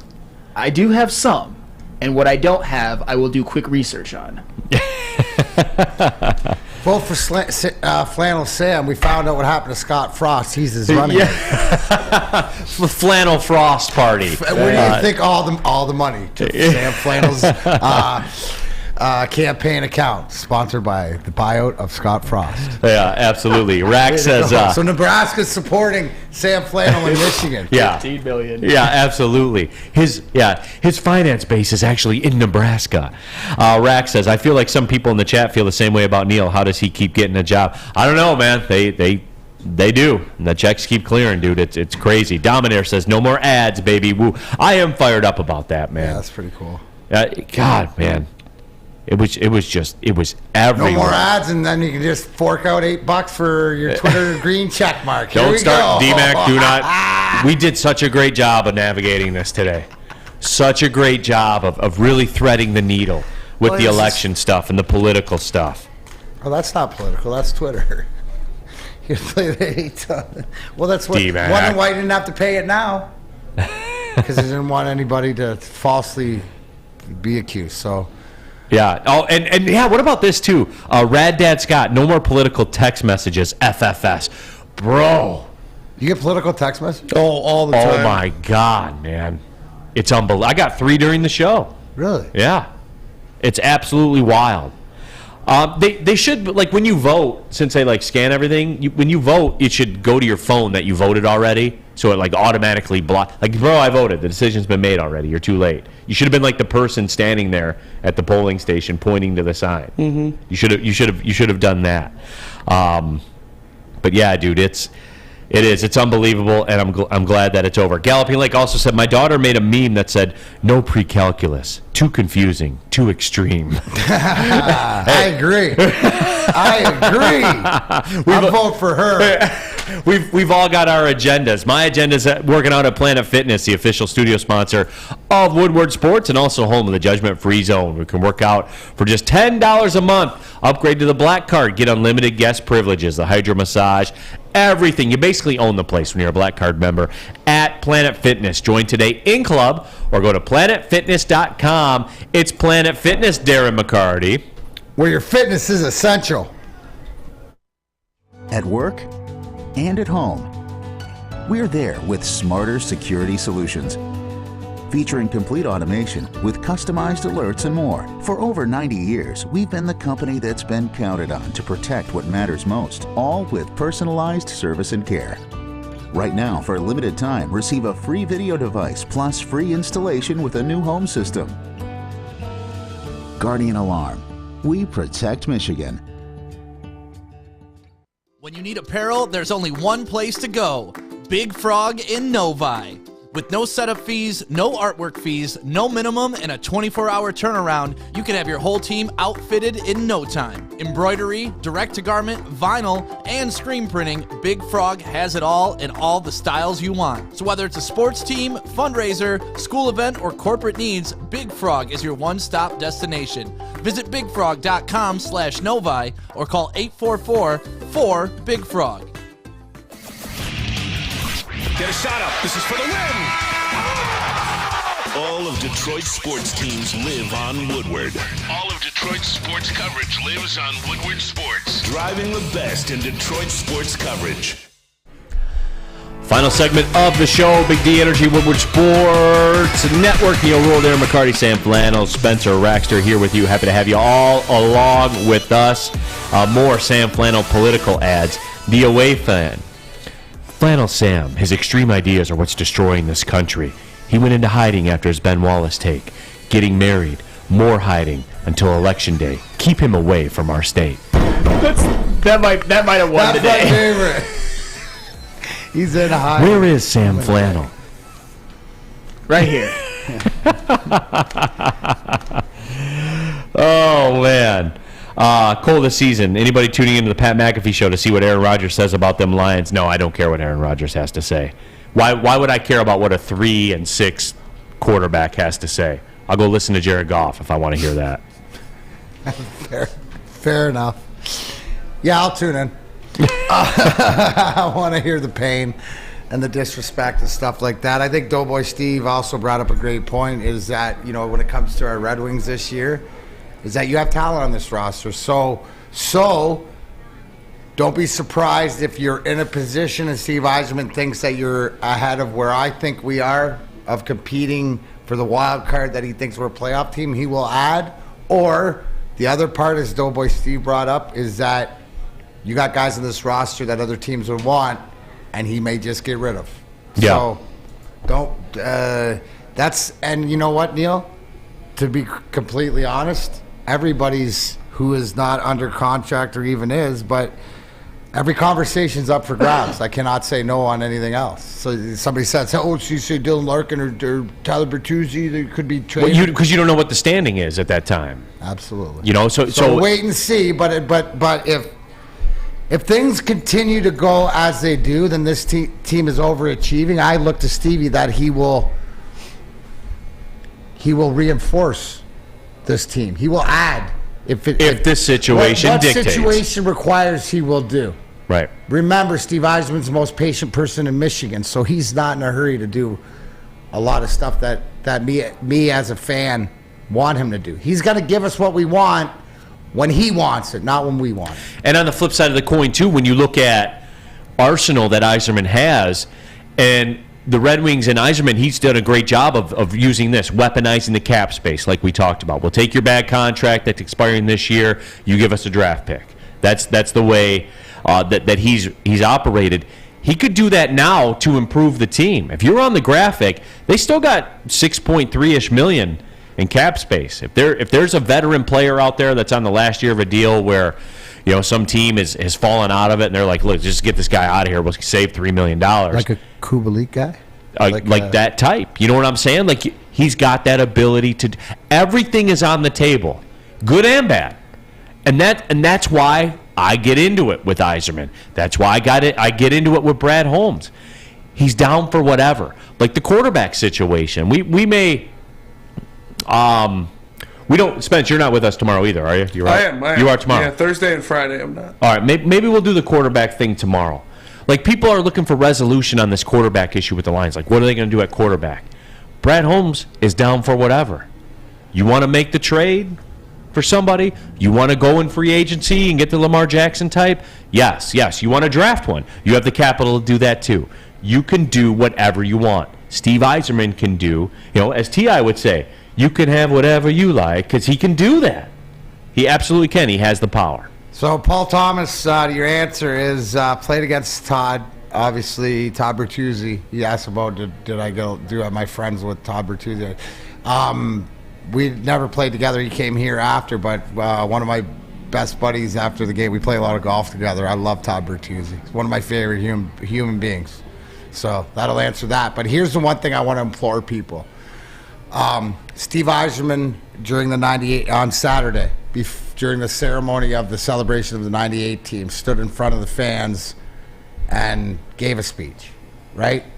Thought it would be, the 3-minute, okay, it's great and stuff like this. No.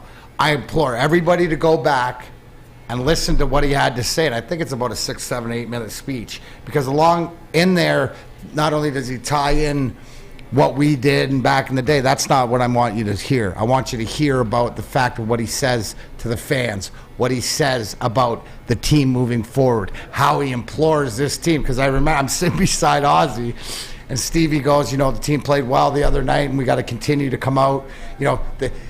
Telling the team, for a quick start here, Ozzy's on TV. Ozzy going, whoa, they're not going to be nervous, choking their sticks about that. The boss just told them they better come out to a quick start.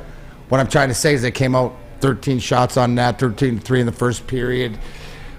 Listen to what Stevie's saying. Go back and hear what he's saying, because that's one of the only times is he, as we used to say, he's going, right?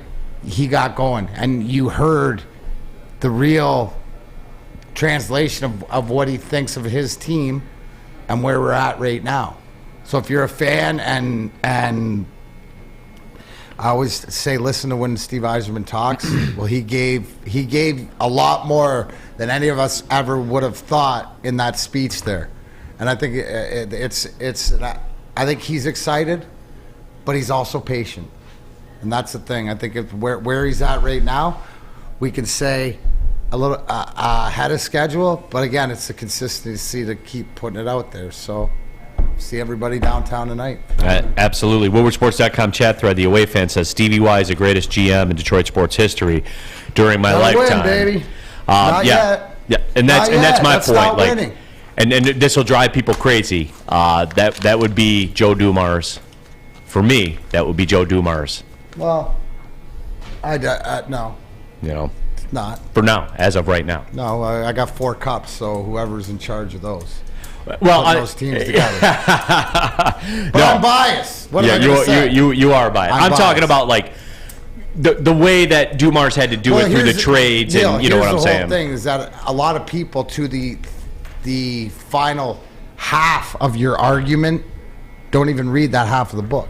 Right, and that's the other part. So they don't understand about how handcuffed and told of what he is. Yeah, people can't comprehend it. Joe Dumars had to trade for players and stuff like that, but Jimmy D had to go steal players from Russia, like literally steal players from Russia, like take them out of the country. Yeah, and that's where that I would say Jack McCloskey's up there too, the guy that built the Bad Boys. Yeah, killed every draft for sure. Killed all the trades, like just killed it all. So it would be a great discussion one day. That's more like a summer discussion. I think for sure. Good show out of everybody today. So for my guy D-Mac, he'll be down at LCA tonight. Sam Flannel, Spencer Raxter, and everybody at WoodwardSports.com chat thread. Appreciate you guys tapping in as well. My name's Neal Ruhl. We'll be back at it tomorrow. Big D Energy, Woodward Sports Network. Well, see you later.